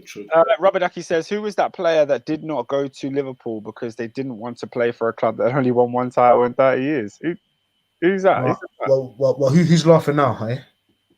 Well, I wonder if that's a Chelsea player that someone that's gone to Chelsea. That Timo Werner? Timo Werner wanted to go to Liverpool, man. Oh, he wanted to. The bid didn't come. He went to Chelsea. I think maybe Loic Remy. I bet somebody like that. But anyway, let's move on. David. Arsenal. The team that spent the most in the window. In Europe. Number one in the list in Europe. Whoa. Yeah. They spent the most money in Europe. In European football, we have the biggest transfer window. Can I ask this question? Because I asked this question to my brother the other day and he couldn't give me a solid answer. You spent the most money in Europe. Has your squad improved? No. Wait. Let me hear the question again. Has the squad improved? Has Arsenal's squad improved? Based on what you started with last season, do you look at this now, as time has elapsed from, where were we? May, when the season finished, to now. Is your squad better? Yes. Okay. Because last season, for example, look at our goalkeepers. We had Leno, Runarsson, Matt Ryan. We've now got Ramsdale, who I think it's better than Runarsson, to be fair. Matt Ryan, I guess they're on the same page, but he's younger. So fair enough, that's improved. Left back situation, we had Kieran Tierney and Sia Kolasinac. Then we signed Nuno Tavares, so that's improved the squad because he's better than Kolasinac. He's better than Kolasinac. Is he? Yeah, he is. He is. We had David Luiz last season. Enough said about him, the better. Yeah. We've got Ben White this season. I think is that an upgrade? Is that a massive upgrade? It's not massive. It's two's bigger than one. So I'd say that much. I don't know. Two's bigger than one. How much of an improvement is it on Rob Holding? Well, no, I'm comparing it to the players that have gone, because as I said, the players that we started with last season and the players that we're starting with this season. Where else have we gone? Right back, I don't know this. Is it, I forgot even how you pronounce his name, but what's it called? The right back. We will see. We will see how he performs. I don't know. You just said the right back. Yeah, no, I forgot his name. I don't want to do him dirty like that. I don't want to do him dirty. So you got that situation. Let's see if he's going to be improved. I don't know. Yeah, that right back. Sorry, I forgot. What's his name? Obviously, I think it's Tommy Yasu. I'm going to get it wrong. Yeah, if anybody needs to know, it's you. So you better learn that name. Yeah, I'll find it. Tommy Yasu. And then you've got, obviously, Lokonga in midfield. We got rid of Danny Ceballos. Well, I say get rid. He went back to his club. Lokonga's a top player. I think he's going to be brilliant. We sold Joe Willock, which I think is a bit of a why did we do that? Because he's not we have a number. We've got Martin Odegaard back again, which improves in terms of the midfield that we would have started with 2 weeks ago. To have him in there is an improvement on that side. Okay, it's a case of now the players that we know can perform well on their day, which isn't how football works, but. We've got we've got top talent in the team. Also, you sent Reece Nelson out on loan to Feyenoord, right? So that Feyenoord. The squad's just got better by the fact that he's not in the training ground anymore. No. I'm gutted he's left. I think he's good. I'm sad to see him go. What else? I might be missing some other business that I can't quite remember. We can't get rid of players. That's been our biggest problem. Getting rid of players has been so difficult. Torreira loan, Luis contract expired, Nelson loan, Ceballos end of situation. Again, Saliba loan, Guendouzi loan, Bellerin loan. It's just been. It's one of those transfer windows. Again, even Runnisson's gone out on loan. It's been underwhelming for sure. But if to answer that question, Oscar, it is a better squad than what we started last season with. I think so. Okay, let me read some of these comments because obviously Arsenal always gets everybody talking. Lola said the window is a 2 out of 10 move. I mean, a 2 out of 10 window, move on. We're not going to move on. We're going to stay here for a little while. Let's just park right here. What's that? We talk about the big spenders, the big boys. Of course, the big spenders. Arsenal said 7 out of 10, good window. Oh, I forgot to mention something when we discuss United, but I'll get back to it later. Arsenal says 7 out of 10, good window, long-term thinking, bolstered the squad, good things on the way for the Gunners. He's mugging it. Do you think he's mugging it? Yes. There's not good things on the way. Well, to quote Edu, we signed, I think, eight players that are under 23. So, again, looking forward to the future. Quick question. How many of them are starters? Not many. Not many. No, not many. The first team needed surgery. It did, but I think Chelsea can attest to this as well. Our squad, it was so overflated. Remember, Özil and Socrates didn't make the squad, the Premier League squad last season. Let's remember that. And we couldn't get rid. We couldn't be shifting.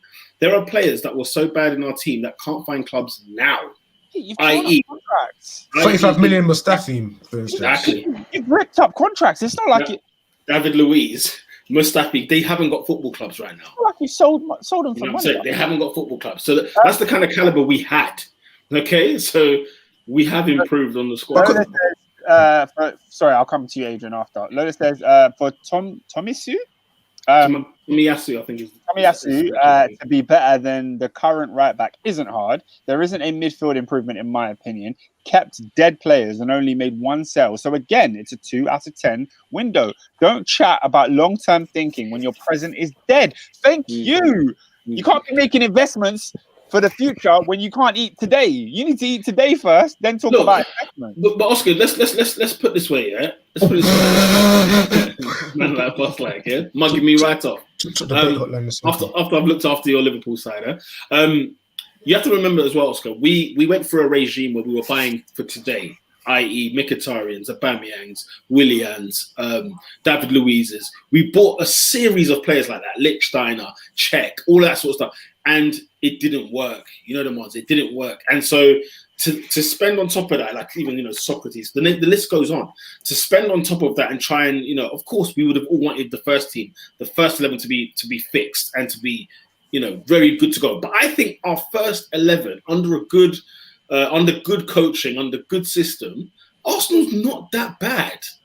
I genuinely don't believe it. I know we're sitting bottom of the league, and I know it's a very ridiculous time to say it, but I think, our first 11, the issue that I think we've got is the coaching, it's the system. We don't know what the philosophy of the team is. We don't really know what is actually, when Arsenal kick off a game, what are the tactics? What's actually going on? And maybe it just doesn't work. You know them ones. So I do think the first 11, guys, correct me if I'm wrong, I don't think the first 11 is worse than 6th place, for example. Peter, Lola's just said you can't chat about squad improvement when the first 11 is not good.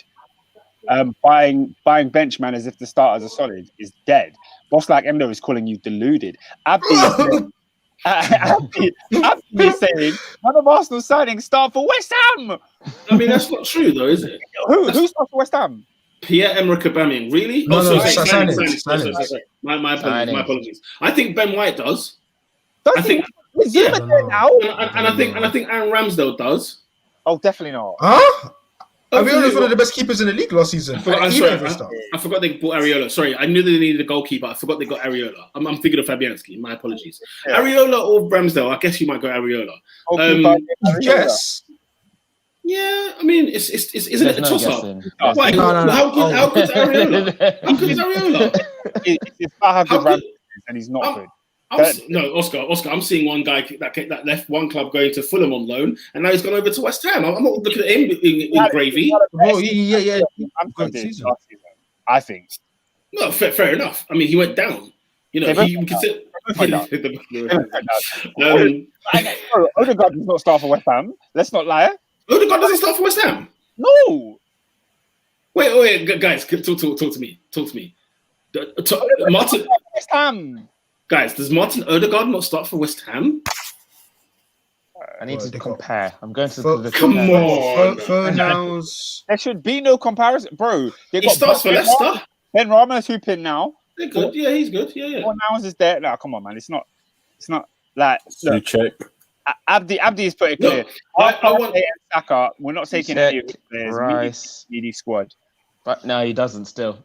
Yeah, listen. He doesn't still. And he can't defend like that.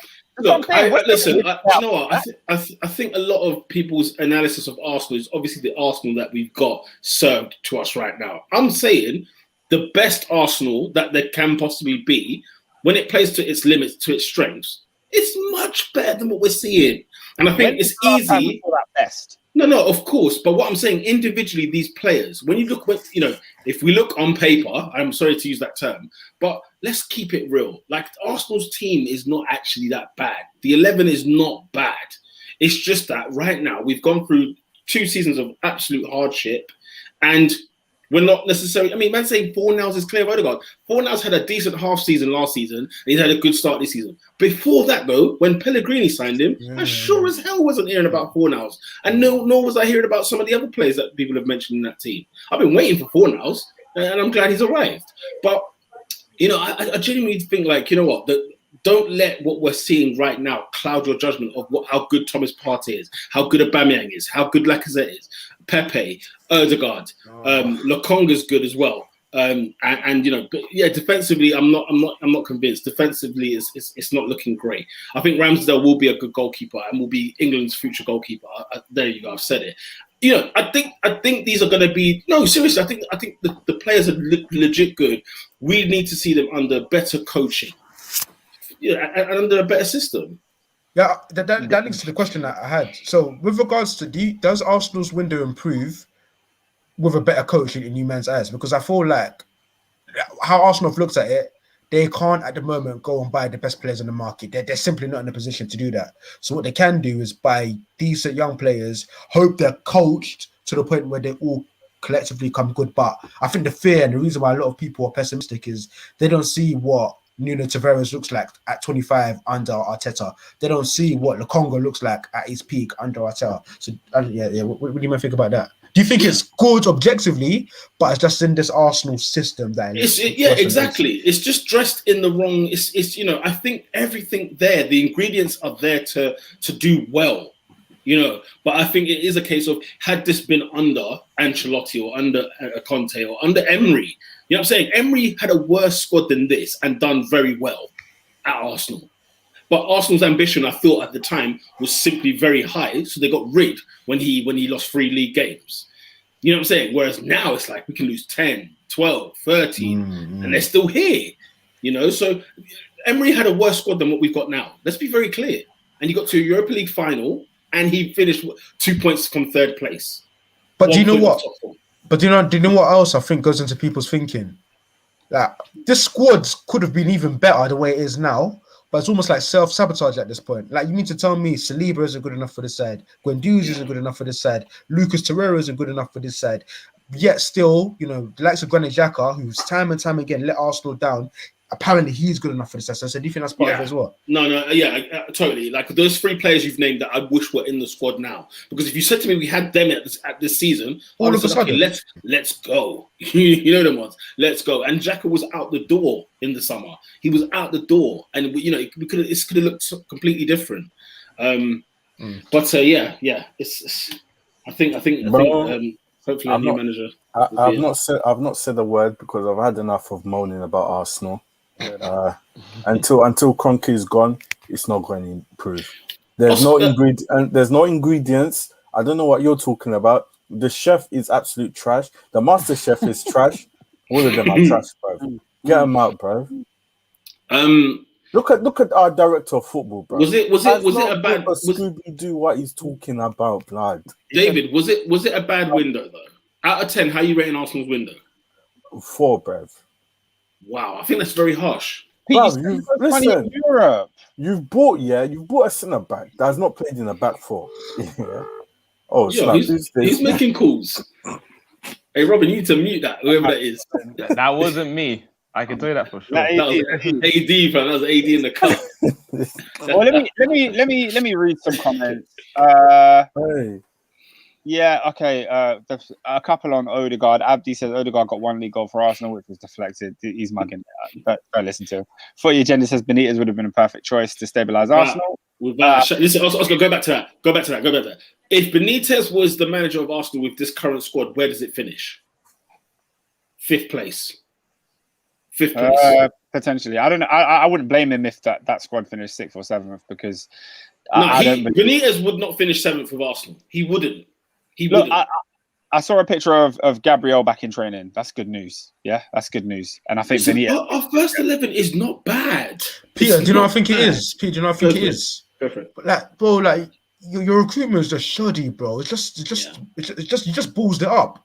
You went to Brett. Yeah, go on.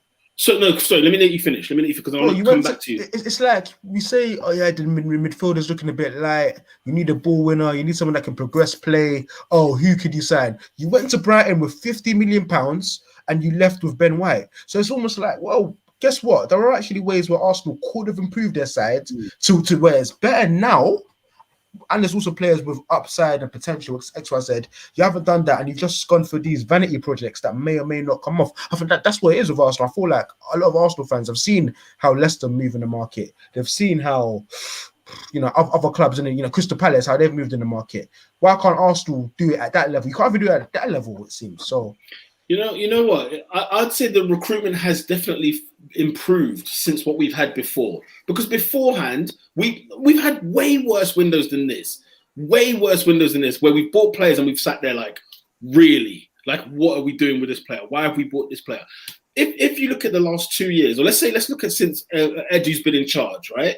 He signed Kieran Tierney. He's got in Thomas Partey. He's got in Aaron Ramsdale. He's got Ben White.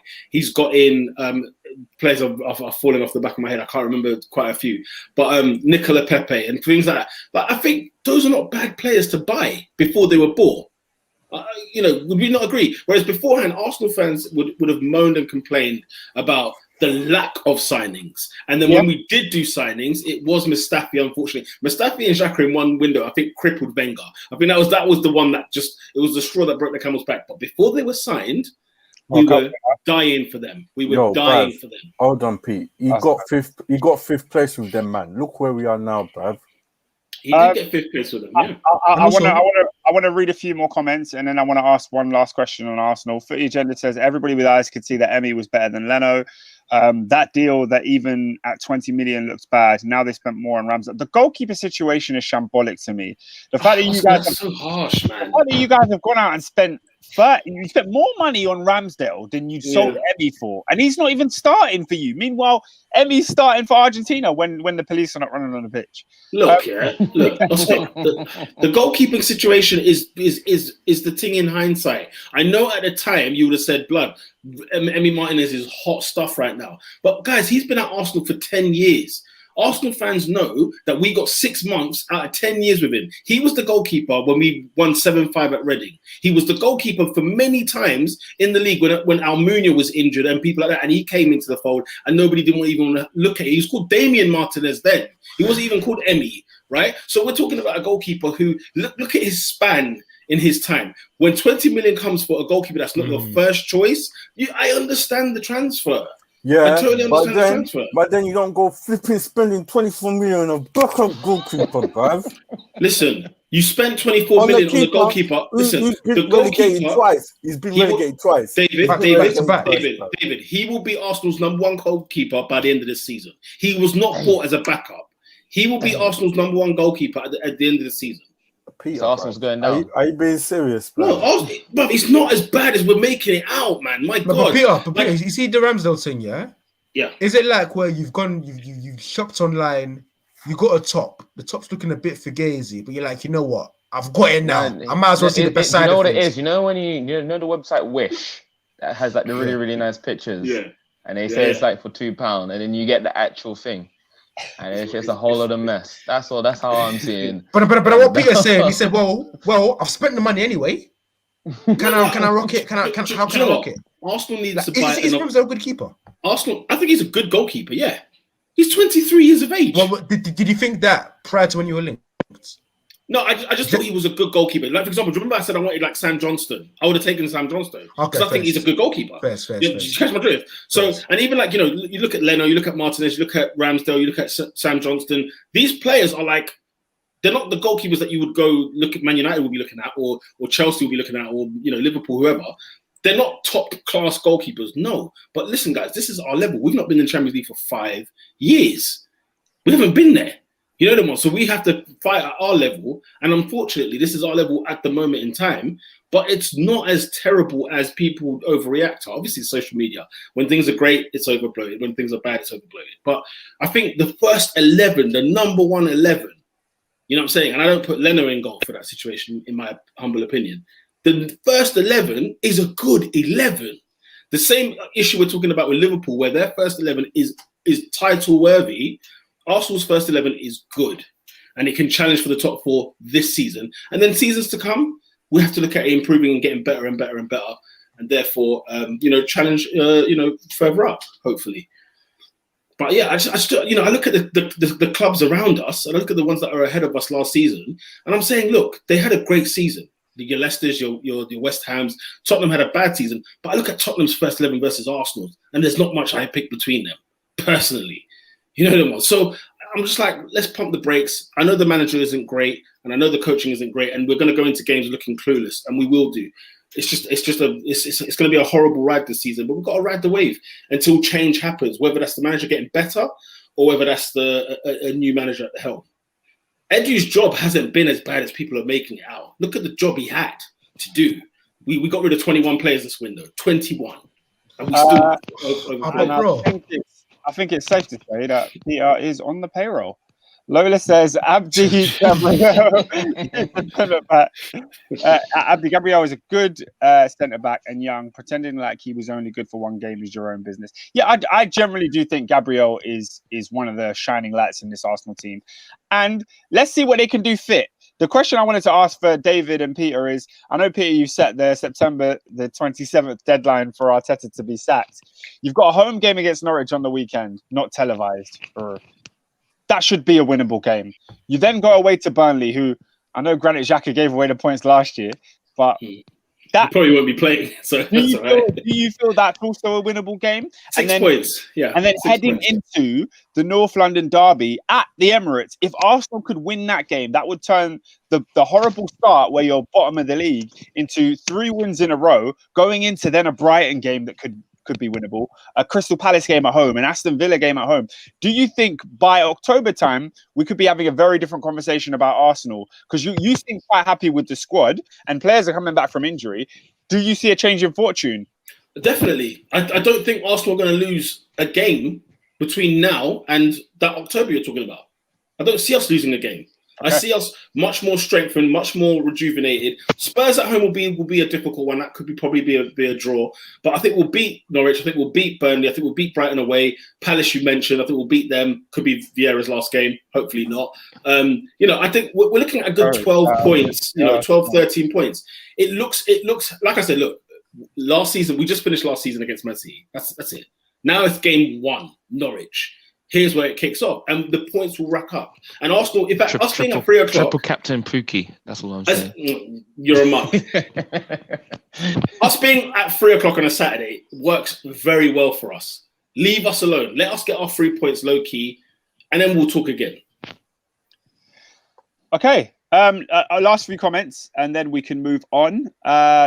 Footy Agenda says all or nothing going to hit Last Dance numbers. I can't lie. I do think the documentary will be a PR fluff piece, but you're right. The numbers are going to be crazy. Amazon is going to be. But bro, how much can it be fluffed at this rate? Look. My reference wasn't fluffed. Yes, it was. Was it? How? My reference comes from the fact that Spurs had a horrible start to the season. They sacked Pochettino, and the first episode of the documentary is the Jose Mourinho show. It doesn't even mention Pochettino and how much of a howler he had. So what he literally gave him 5 minutes of Pochettino. Arteta could have a horrible start to the season, get sacked in December. You get a new manager, and that documentary becomes the Conte show or whoever it was. You know what I mean? So I'm not looking forward to it like it's going to be this juicy tale, but I do think it will be a good watch. Where else are we? Lola's saying Ramsdale showed nothing to prove that he's a good buy aside from his age. And can I be with you, man? Pickford at Sunderland showed me more. Yeah, Dean Anderson has shown more. I think Ramsdale was good for Sheffield United and Bournemouth, especially for Bournemouth. I think he was good. In fairness to you, you're not just saying this because he signed for Arsenal. You were saying it then. But yeah, I think he is. I never saw it.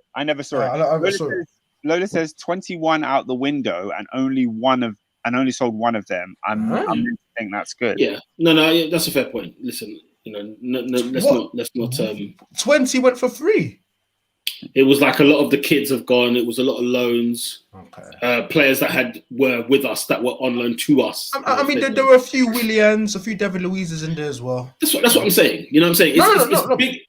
As in, it's big money. It's big contracts that have left. Right. It's players that are not good enough that have left. That's a good thing. Okay. You know? But then we had a lot to get rid of. But then there's Guendouzi. But then there's Torreira. Look, Guendouzi, Torreira. The situation is clear, isn't it? Arteta does not fancy them. So they get money for them. And I don't think nobody wants to buy them. I said, Adrian, it's a howler, bruv. Listen, Adrian, if you want to sell a player, and do you think Arsenal are not trying to sell the player? Do you think when we've put them out on loan, we're not trying to sell them? We're clearly trying to get rid. I think Edu couldn't sell water in the Sahara Desert. That's what I think, mate. Holy smokes. Be excited. That's what I will say. Be excited. Let's see.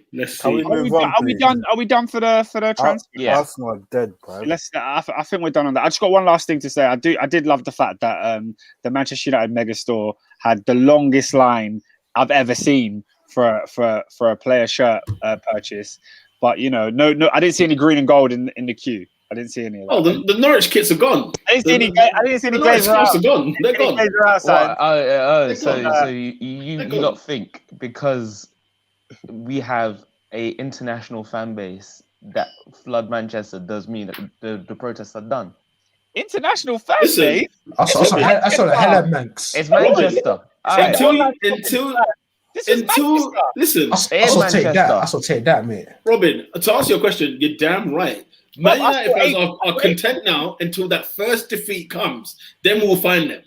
Find them. I would be too. But I'd be over them. I'd be over them. Let's and put it this way. you'll be surprised fans, because, like I said, there's a lot of PR that's going on, and it looks all nice and cushy. But it doesn't mean any man has gone anywhere. Trust me. You should listen, Robin. You should thank the Glazers right now. You should thank them because they brought Cristiano Ronaldo, they brought Varane, and they got Jadon Sancho. But look what it took. Look what it took, and look how much. Even you, a financial man, you've been spending money for ages.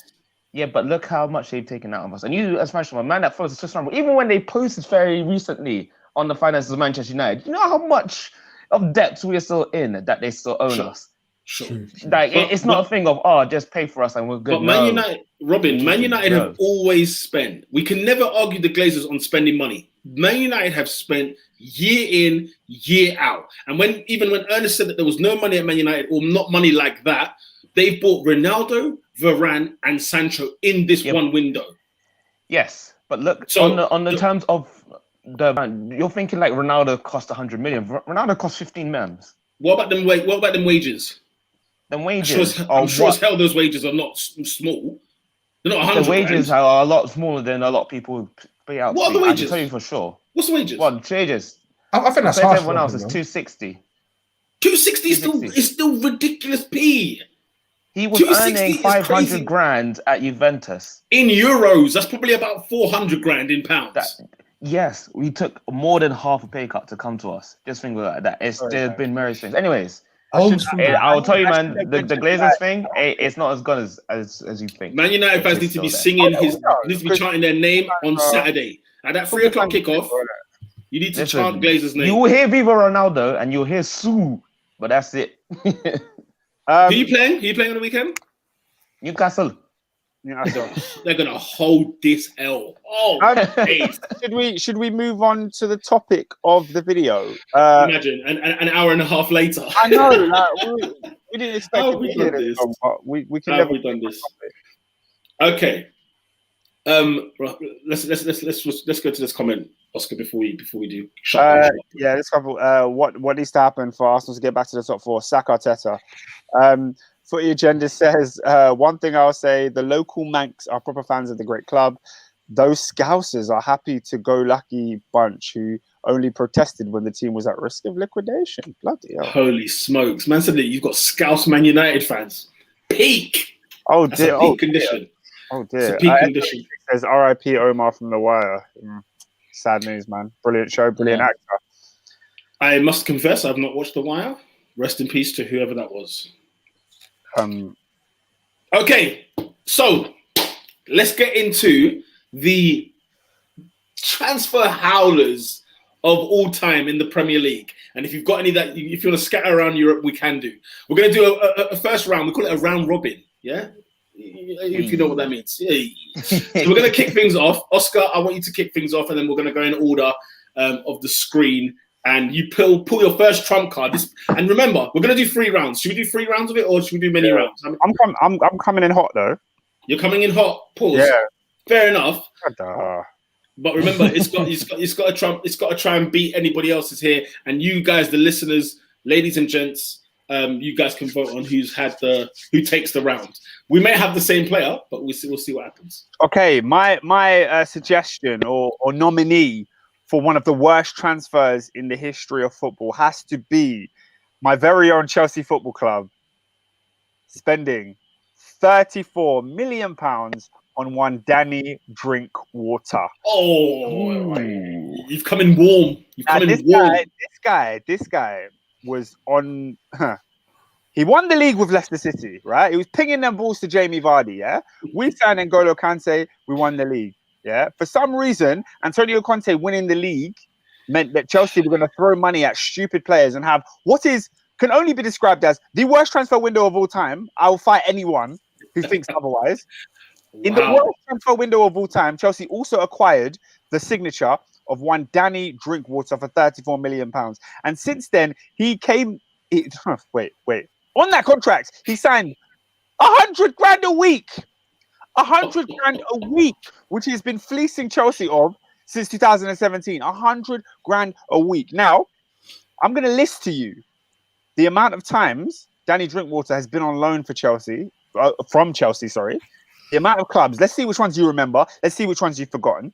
All right. So, in August of 2019, he went on loan to Burnley. Wow, what drop. Do you remember that?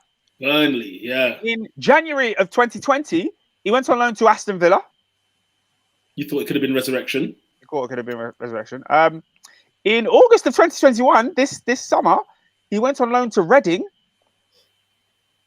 Horrible. Wow. Horrible.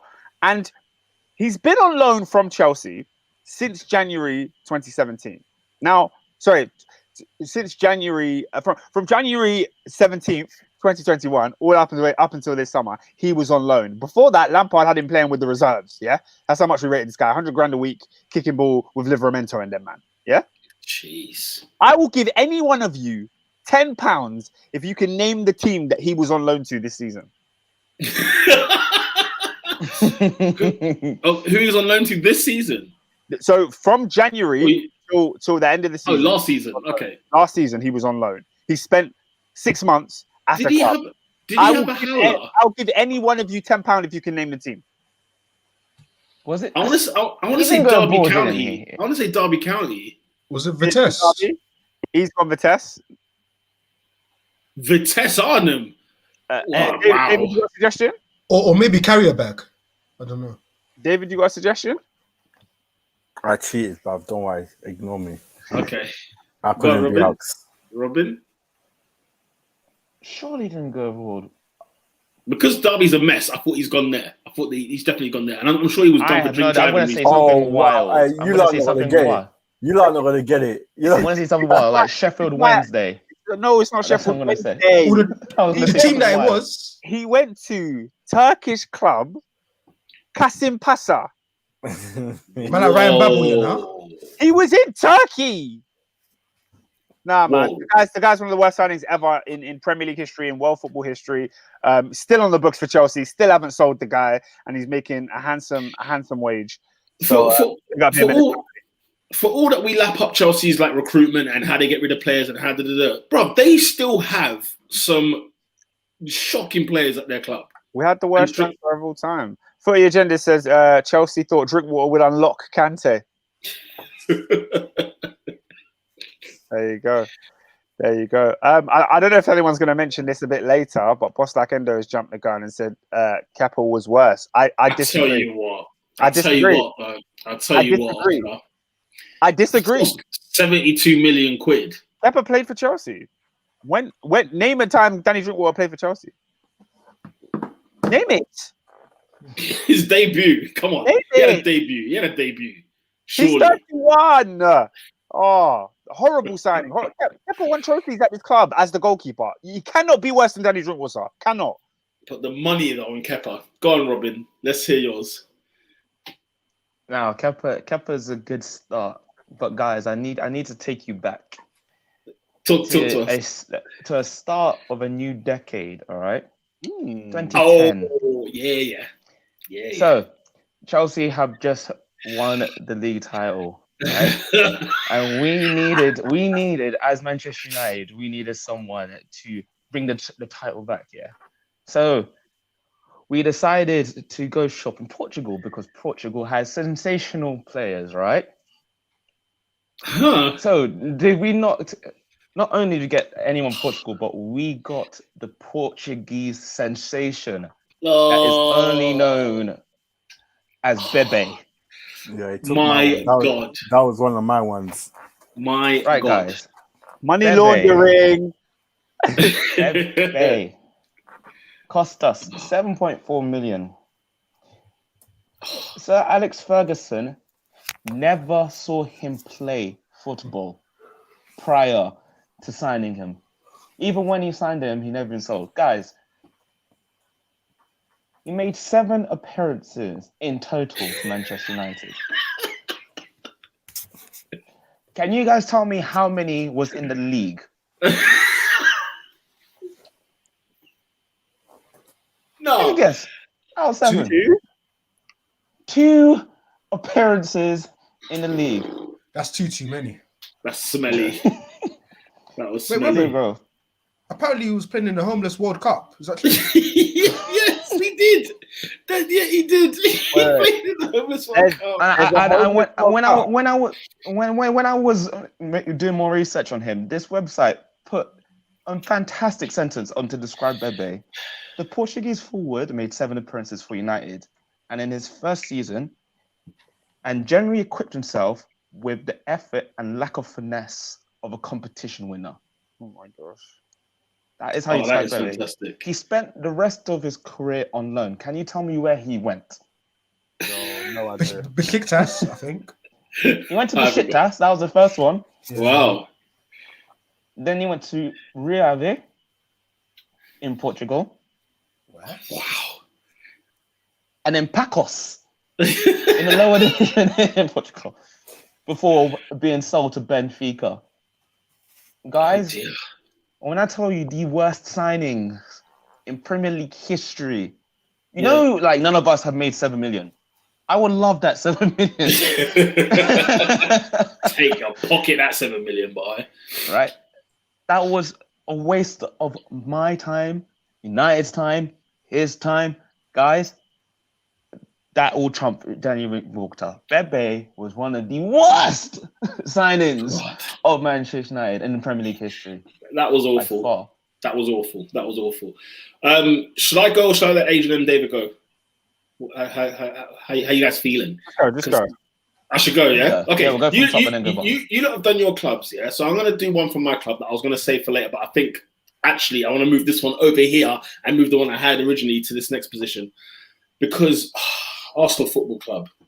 I'll tell you what, we talk about spending money and sometimes we spend money that is just ridiculous for certain contracts, for certain players.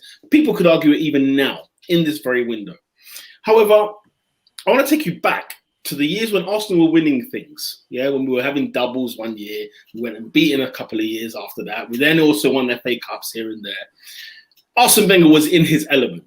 You lot, stop taking my ideas. Please don't tell me to go on. And you had 26 people. You've got 26 transfers. You got listening from. But you know what? In the year 2000, Arsenal didn't win anything that season. We lost the league, we lost the FA Cup, the Champions League. We were just absolute fodder when it came to the group stages. We were always going out then. So Arsene Wenger decided, you know what? We needed a centre forward. Of course, Nicola Anelka had gone to Real Madrid, and we paid for our training ground with that money. Fantastic training ground. If you ever get the chance to go, phenomenal. But one thing was missing, and it was a particular striker, what they call a fox in the box, who was banging in goals in the Premier League, by the way, beforehand. Okay, and Arsene Wenger put out 13.8 million on this player that I'm going to refer to now as Francis Jeffers. Yes, that is right, Rubber Ducky. Francis Jeffers. Do you remember him? Do you guys remember him? The fox in the box, they called him. Let me tell you something. He was a shooter before. Where was he? He was Everton. Everton. He definitely was a shooter before. Let me tell you something. He played 22 Premier League games. How many goals do you think he got? His career spanned, by the way, from 2001 to 2004. 3. I'm saying 2. He got 4 goals, ladies and gentlemen, in the Premier League. He had 1 cap for England and scored in his 1 cap. Francis Jeffers was meant to be the stuff of things. But in terms of his injuries were awful, his injuries were terrible. But I'm thinking of, if I was to look at one of those signings that you would say, you know what, this is Arsenal's worst, he's up there. He's definitely up there. That, ladies and gentlemen, is my one. Was that yours, David? I had Bears, bruv. Okay. Yes, AD. You're just scraping the bottom of the barrel, bruv. I think what would be good for the fans? Why don't you read out the list of clubs that this guy played for after leaving Arsenal? Should I? Some of the caliber. Should I do him dirty? Because I know he had a stint in Australia. I know he went to some funny places. This is correct. In 2004, when he left Arsenal, which by the way, he went back on loan to Everton in the 03-04 season. So David Moyes had that to start off with. 03-04? Yes. Wait, he went to play alongside Rooney? He was playing alongside Rooney whilst went unbeaten. He was Rooney before Rooney. For real. He was Rooney was up to. In 2004 as well, he joined Charlton. He joined Charlton Athletic for 2 seasons. In that time, he went on loan to Rangers. So it tells you what's going on there. 2006, he joined Blackburn Rovers. Do you remember them? Yes, Blackburn Rovers. In 2007, he went on loan to Ipswich Town. This guy can't stay at a football club, right? 2007 to 2010, he joined Sheffield Wednesday. Then in 2010, this is where we get interesting. He went to Australian side Newcastle Jets, not to be confused with the Magpies. In 2011, he came back to Scotland and played for Motherwell. And then in 2011 to 12 season, again, he went back to Newcastle Jets. We're not talking loans. These are 3 transfers that have taken place. Then he went to a club, in 2012, he went to a club called Floriana, who are from, if I remember correctly, they are from Ireland. So big up yourself, Francis Jeffers. Big up the Irish gang. And his career ended in 2013, where his final club was Accrington Stanley. Who are they? Accrington Stanley? Accrington Stanley. That is correct. Francis Jeffers is up there as one of Arsenal's worst ever transfers. Hey, Dizzle, talk to us, please. So, So when this question was posed to me, the name that came into my head first was obviously Andy Carroll. Obviously, £35 million. He just didn't quite crack the mustard. But at least I can look back at his time at Liverpool. I had a couple of good memories. You know, he had a 6-1 game at Anfield against Man City. He had an excellent cameo in the FA Cup final. I think we were 2-0 down. He almost single-handedly carried us through it. So I thought to myself, what's a name? What's a person where when I think of them, all I feel is disdain, all I feel is anger, all I feel is sickness that this guy used to play for my club. So then I thought, Mario Balotelli. Oh. But you know what? Even Mario Balotelli had a likable bone in his body. So then, because Mario Balotelli, he was just a waste of money. But this guy, he was a waste of money. He was a waste of space. He was a waste of time. He was a waste on Pele's greatest living players. And his name is El Hadji Diouf.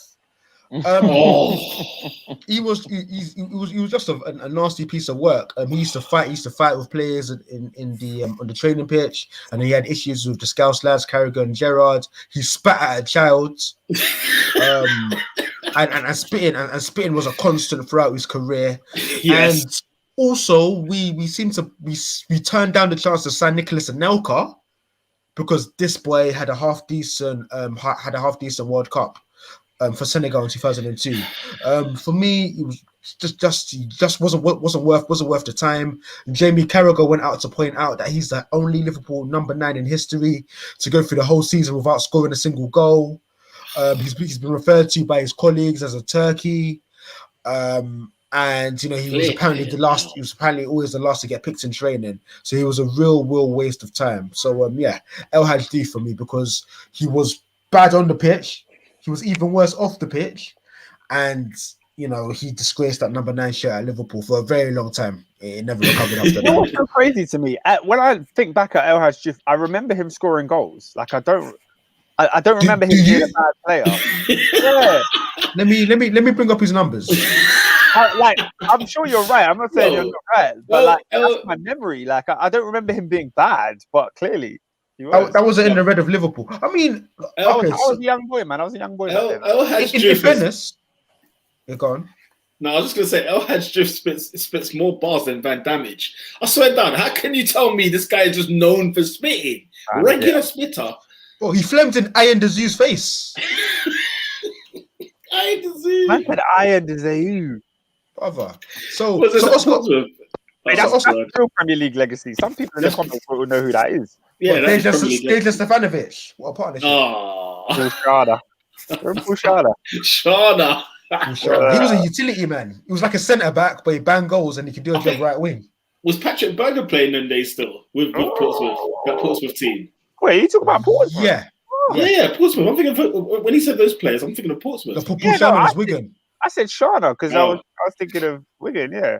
No, I was thinking Desai was Portsmouth when they had gold numbers. Because Desai played for Wigan too, no? Never mind. I think I know he probably did. To be fair, I think he did. But let's. What were you saying? You were gonna say something? Was he saying his numbers? Oh no, yeah. So Oscar, you're actually quite right. So he actually had a good season on loan at Bolton, where he scored 9 goals in 27 games. At Bolton, he scored 12 goals in 87 games. At Sunderland, he played for them 14 times, scored 0 goals. I believe, didn't Neil Warnock refer to him as a sewer rat? Sounds like Neil Warnock. Because as Jamie Mackey laid on the floor with a broken leg, and do for standing over him laughing.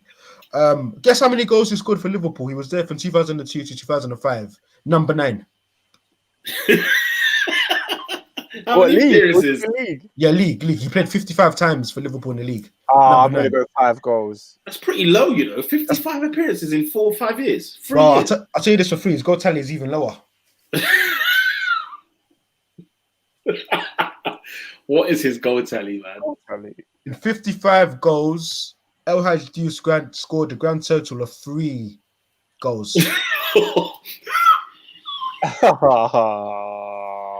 No, that's your worst signing. I don't ever remember him being that bad. I didn't know he. This is back in the era when he check stats like that. Yo, Diouf was worse than I thought. Yeah, he's worse than I thought. He's worse than I thought. He was a lunatic. I know. R.I.P. Gerard Houllier, but you got that one. You got that one wrong. Still got that wrong. He persisted with him though. Like 3 years he was at the club. That's persistence, bro. Bro, he bagged at the World Cup, innit? The World Cup has brought us. You know what?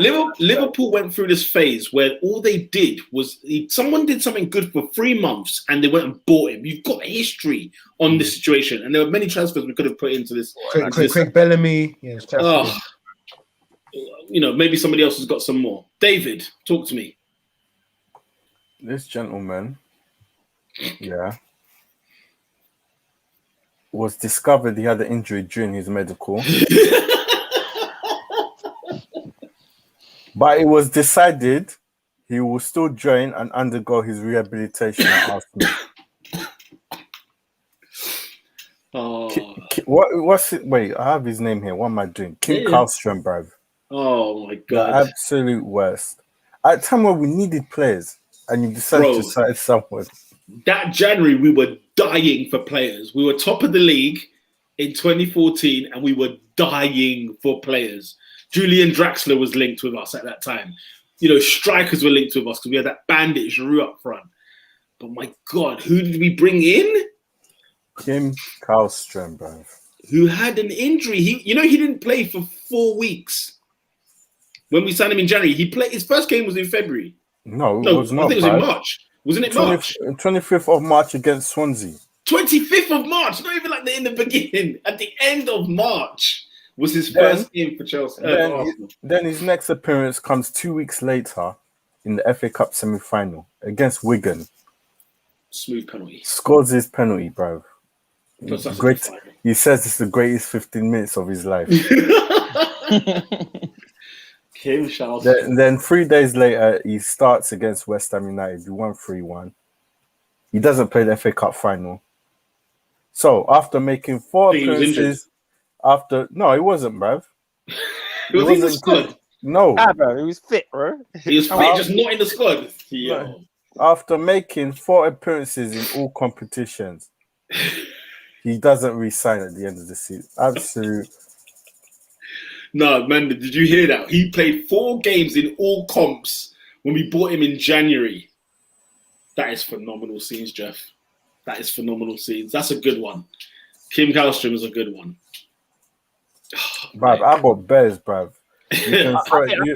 Should we not, for the rest of them, let's just not do the backstory. We'll just reel off the transfers. Okay. Because we're time is fast spent, isn't it? Mm-hmm. Let me just say mine, bruv. Park Chun Young, bruv. Yep. Oh, Yeah. We got Lucas Perez, bro. Oh, I liked him. You know what? I liked him. I was gutted about him. Yeah, I feel like Wenger didn't give him a chance, you know. Wenger did him dirty, man. Wow, He played wow. like his first 4 or 5 games. Man was getting assists, getting a few goals. He got a hat was trick, good. didn't he? Against Yes. Galatasaray. I think Ludogorets. Yeah. Andre Santos. Talk to me. Forgot about him. Jeez, yeah. Squillaci. Where do we begin? He played in the Champions League final in 2004. Just thought I'd put that out there. Squillaci, yeah. Played for Monaco. Lich Steiner, bro. What, even on a free? Hey, remember, hey, this one was a popular on AFTV. Dennis Suarez, bro. Dennis Suarez. We paid £4 million for a loan. He didn't play one Premier League game. Hey, for your agendas. He said it's a sneaky pick. Sheffield United's record signing, £24 million. Very good one. Ryan Brewster. He was up there. He was definitely up there. I got others from other teams. Hey, Robin, Jemba. Oh, that one. My other players, I got one that was from City. I got two. Hey, hold on. Hey, I think we're gonna have the same one, you know. Hold on, Kleberson. Get him in there. My man had braces. Get him in. Yeah, how old is he with braces? Also got World Cup winners medal. How many games did he play? That's a Benjamin. Hey, Taibbi and Bosnich, bro. Oh, I had Taibbi. I had Taibbi. The thing is, Taibbi has to go to Manchester United because he had howlers. Oh my gosh, bro! He put the ball through his legs, and he used to play in jogging bottoms. Like, really? How many games? You know, he only played like 4 games. But his legacy, he was so bad. His legacy lives forever. And David, sorry, Peter, say what you're going to say about Taibbi because this guy was so bad. Taibbi was a don in Serie A for was it Vicenza, right? And he played in jogging bottoms then in the heat of Italy. He was playing in jogging bottoms. He came to Old Premier League. And you have to deep this. Can I put context into this one? Manchester United are coming off the treble. Yeah, Peter Schmeichel's not there anymore as well. And they had a bench of goalkeepers. Van der Gaal. Do you remember Van der Gaal? Do you remember Van der Gaal? I don't. You know. Oh, do your research, my friend. Van der Gaal was awful. He was awful. The other goalkeeper, you mentioned him already. This is a guy who took coke. Mark Bosnich. He's a cokehead. Mark Bosnich. The thing is, this is the worst thing is Mark Bosnich is a horrible signing. He's one of Manchester United's worst ever signings. He's also one of Chelsea's worst ever signings. Yeah. Oh my god! I couldn't for the life of me understand how he's got a contract after Aston Villa, great goalkeeper at Aston Villa. But when he went to Manchester United and then Chelsea, I said, "What the heck is going on here? What are we doing?" This guy took cocaine. He was a drug addict, like legit. Guys. David, I'm sure this. Listen, Oscar, that was Manchester United's bench of goalkeepers. Their goalkeepers that when they entered the squad after winning the treble, they walked into a new Premier League season and they brought in Massimo Taibbi, they had Van der Gaal, and they had Mark Bosnich. And it didn't get better after that either. Because they had another goalkeeper. They had another goalkeeper that they brought in later, who maybe one of you lot might get onto him next. But flip me. That was a horrible. What? The American? Oh no! Before the American. Are we going to forget Thierry Henry's famous goal over this goalkeeper, where he lobbed him from about 30 yards? That's right, Fabien Barthez. He had a howler against Thierry Henry, and many of them at Highbury. I remember every time Arsenal beat Man United, they were having howler after howler after howler. Do a pod on Man United goalkeepers. Roy Carroll deserves a bag as well. Roy Carroll, the goal that never was when Pedro Mendes at Old Trafford. Like you need to understand. It's funny because you know how United, are also quite lauded of having great goalkeepers in our history. Yeah. Obviously, Peter Schmeichel, Edwin van der Sar. Early stage, De Gea could be thrown in that. Good goalkeepers. But in between those times, gosh. Keane said, Roy Keane always says Peter Schmeichel's overrated. I hear that still. I totally hear it. Was He had a phenomenal night. Yeah. He was. I think he is overrated, but he was brilliant. He was I brilliant. think he's one of the greatest to ever do it in the Premier League. I just don't think he's number one, and people automatically assume he's number one. And I'm like, Definitely not. definitely Well, not just for me because the to see. standard of United keepers He's a Hall of Famer. I will say that. Yeah, He's yeah, definitely a Hall of Hall of Famer. Famer. I say he's No top doubt, three, no top doubt. three in the league. Top three ever. Yeah. Hey, hold on a bit. Let me go on to Liverpool, bruv. Hey, Konchowski, bruv. I got one for Liverpool when you're ready. Go on. Konchowski. Listen, I've got a man they paid 18 million quid for from Roma. His name was Alberto Aquilani. Aquilani was awful. Can I give you some more? He was good on pro, but he was terrible. Can I give you some more? They saw this guy have about 3 assists for Blackpool, so they went and bought him. Charlie Adam. Liverpool went through. I said to you, but they went through this phase where they saw somebody play well for 3 weeks, and they bought him. Oh, Charlie Adam was a bad one. Hey, Adrian. I He know. was unhealthy. Hey, Adrian. Jovanovic, bruv. What? He was for free, but it was still too expensive. No, There's more. Voronin. Out. Voronin. More, Bro, more do you know what's mad, pies yeah? than goals. What's more pies than More goals? Do chicken you know what's mad, yeah? Do you know what's mad? He wore the number 10 shirt at Liverpool. That's a disgrace. That's a disgrace. No, I think Joe Cole did. Oh, Joe Cole was did as 14. well. He was 14. No. Oh, let me No, give you Googles. they came in the same summer. Yeah, The debut was against Arsenal, the 1-1. that's it. Ordinary. When Koscielny got sent off. The 1-0. Oh, that was a dark time for Liverpool, man. was That was a dark time. Jeez, the 1-0, yeah. Koscielny, Karius deserves a 2010. mention. All-time disaster in the final. yeah. Karius, he's not a professional goalkeeper. It's gonna forever haunt him, that final. Yeah. Forever. No, he deserves I don't care what he wins after that. What's that end of it? Liverpool 2010 to 16. Other than that 13-14 season was. It was rough. It was friggin' rough. It was. Christian Benteke. How much money did you spend on him? 32 and a half.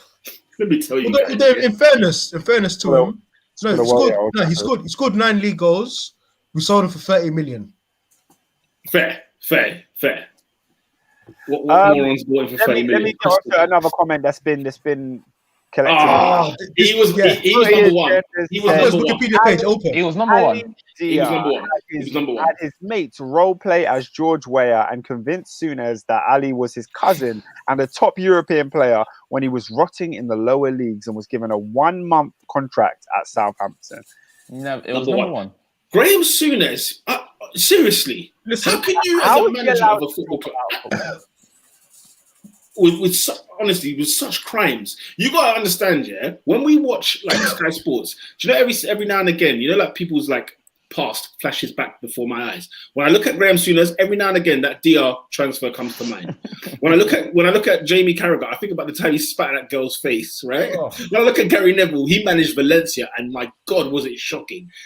Honestly, there's reeks of mares and howlers in everyone's football life. Everyone's life. There are some howlers, man. God, excuse me, I'm George Weah's cousin?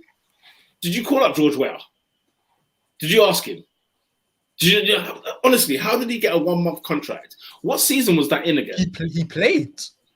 Yeah. In training, he looked bad as well. That's the thing. In training, he looked awful, but Souness thought, let's try it anyway.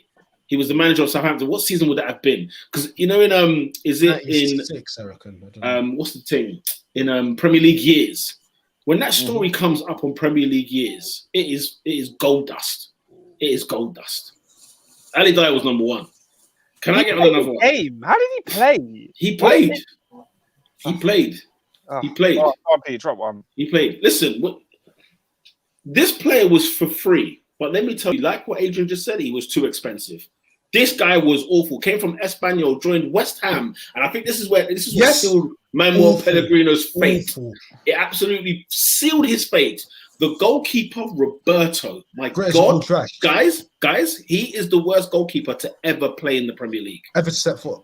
I understand Karius, but Roberto is the worst goalkeeper to ever be. And he comes, the bottom three, the relegation zone of Premier League goalkeepers include Roberto, Karius, and Manuel Almunia. Those are the bottom three goalkeepers in Premier League history. Paddy Kenny?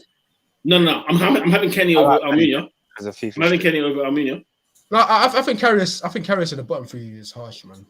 Is he not in the bottom three? No. He was an average goalkeeper, but he just like Almunia's in there. Nah, listen, as long as Almunia is in there, I don't care. You can fight the rest. Can I add another transfer? Go for it, mate. SW6 says Mateo Kezman. Do you know what? That one hurts me.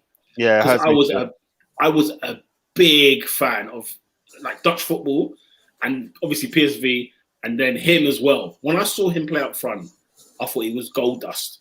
It just didn't work, man. It just didn't work. He came in. Drogba was way more useful than him, so he was used over him, and then he scored like 5 goals for Chelsea in the season, and he left. One in the cup final against you lot. Yeah. Oscar, you see Man United and their goalkeepers. I think Chelsea and the strikers is probably parallel. Oh, we could be here all day. We could be here all day. I know. Everybody wants to say Torres, and the thumbnail of this video is Torres, but Morata is a worse signing than Fernando Torres. Without a shadow of a doubt. Morata is worse. Without a shadow of a doubt. Without a shadow of a doubt. The thing is, here's the thing. Okay. On Torres, what saves his legacy is the Champions League. Yeah. Honestly, it's like I can't even put Torres. I haven't got enough to muster. Because even the next season, he scored in the Europa League final that we won as well. Yeah. So there's a bit more like Torres, Morata, this bum. No. But he's always going for peas. I don't understand why people are paying fees for this guy. Listen, let's stay on the Chelsea strikers because we can reel them off. Robin, do you have any? Did you have a Chelsea striker there? I had another transfer. But let's park over here because Shevchenko was bought for 30 million quid. Bro, that's even late. You can predate that. Go on. Mikel Forsell. No, Forsell was not. Wait, did we even sign Forsell? You know what? Yeah, because you got him from. Did he go to Birmingham or did you sign him from Birmingham? I thought he was like a youth player. I think you're right, Oscar. I think he came from the ranks. Wait, whilst you're googling, do you know that there's a player for Chelsea who wore the number 9 shirt, didn't play up front? Khalid Belarus. Oh, sorry for screaming. Sorry. That is a madness. Khalid Belarus. Oh, it makes me sick.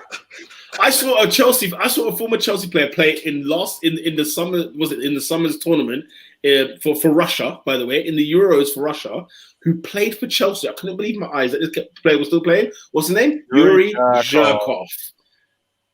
I mean, come on. Chelsea have spunked money. Smirting. Oh my days. Sidwell. Lola said the fact that you could Sidwell that Morata wasn't going to score was just jokes. Scott Parker, Sidwell. You've had some friggin' shock. Yuri Yarosik. One who. Who is it? Yuri Yarosik. One thing that I have to say is Adrian Mutu. God, do you know what? No. I'm not on there with that one because he's a crackhead. He was taking coke. In the toilet. What do you mean? Listen, that's two Chelsea players we've taken. His numbers were the thing is, his first season, I remember, Oscar, do you remember when we were young? Yeah, we watched Match of the Day. Mutu was scoring goals week in, week out. Yeah. Fun. It felt like well. He started well. It was not week in, week out.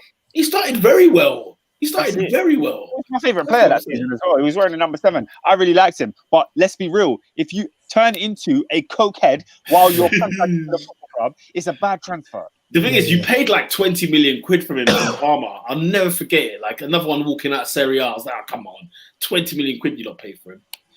Robin, we interrupted you. Oh, Oscar, Winston Bogard. But we'll move on. Oh. Yeah. Wasn't it like 4 years he was playing in the reserves? I had to get him in there. 50 pence a week. Mate, he came from Barcelona. He wore the number 7. People talk about the number 9 curse at Chelsea. What about that number 7? That number 7 is... That number 7 has been ridden. To be fair, it's been ridden still. And Michael Dewberry, I thought was just a shocking centre half. But Put your agenda as is it a That blind? was my one. I was gonna get onto City soon because City have had howlers. But yeah, have they? Oh my god! That's the worst sudden in history. Let's move there. Cause Should we go to City? but yeah, no, but relapse. before we go to City, we forgot one that very happened recently. Alexis Sanchez to United. yeah, hold that. Yeah, he was playing the piano as well. I'm not gonna. Horrid. It was a horrid transfer. I'm not gonna speak dirty on my favorite player to ever play at the Emirates Stadium. Playing the piano. Apparently, he went to his first ever training session at Manchester United. He came home, called his agent, and said, "Please, can you rip up the contract? This doesn't feel right." What? They won. Was he wrong though? They won. He scored 3 goals in 1.5 seasons. We were paying him 390 grand a week. When he went to Inter Milan, we were still paying 200 grand a week before he became permanent. Worst transfers we have ever had. Juan Sebastian Veron is a good one. Big up Sam Lewis, who says Ronaldo's we need to see I need to see that one. Yeah, Juan Sebastian Veron was a weird one. Veron. I didn't want to mention Veron because it's just a thing of it just didn't happen.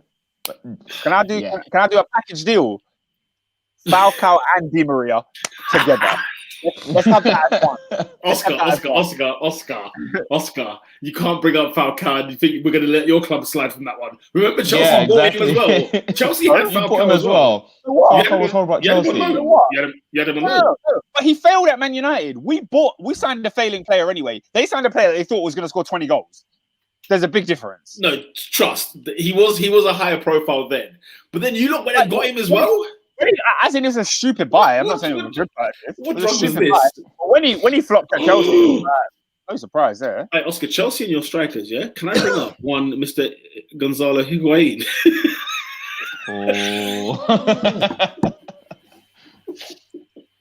No, you lot cursed that number 9. I swear down. You lot have cursed the centre forward. Look at SW6's comment. No, Chelsea, they have these funny loads. Remember Charisma? It's like the wicked name, a name that's been about, and they'll just get him on loan for 6 months. I forgot about Alexander Pato. This is a guy who ran half of the new camp and duppied and buried for AC Milan. Oh my god! This is why Roman was just firing guys. Why? Because we had silly transfer dealings. Silly, bro. Oh my god! I can't deal. Abdi says Di Maria in the 4th season still racks up 10 Premier League assists. Big up to him. I don't think Di Maria was a flop at Man United. That first season was really good. I think it was really good. It was the only season. I know. But man was robbing his house. I mean, when United signed Di Maria and Falcao, I thought they were back. That's what I thought, and they weren't. We all thought that. Van Gaal came true, blood. Van Gaal came true, fam. I was like, yo.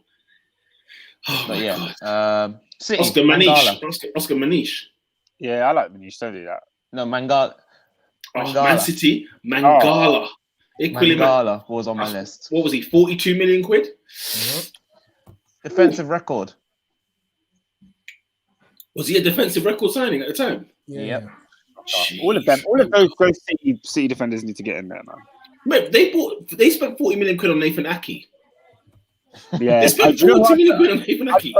I'd put Rob Van Demichelis as well. Get him in there. Remember Joe? Rob Van. No. Do you remember Joe? Oh my Joe. Do I remember Joe? Nah, City are not a big club. City are not a big club. Joe, a big club.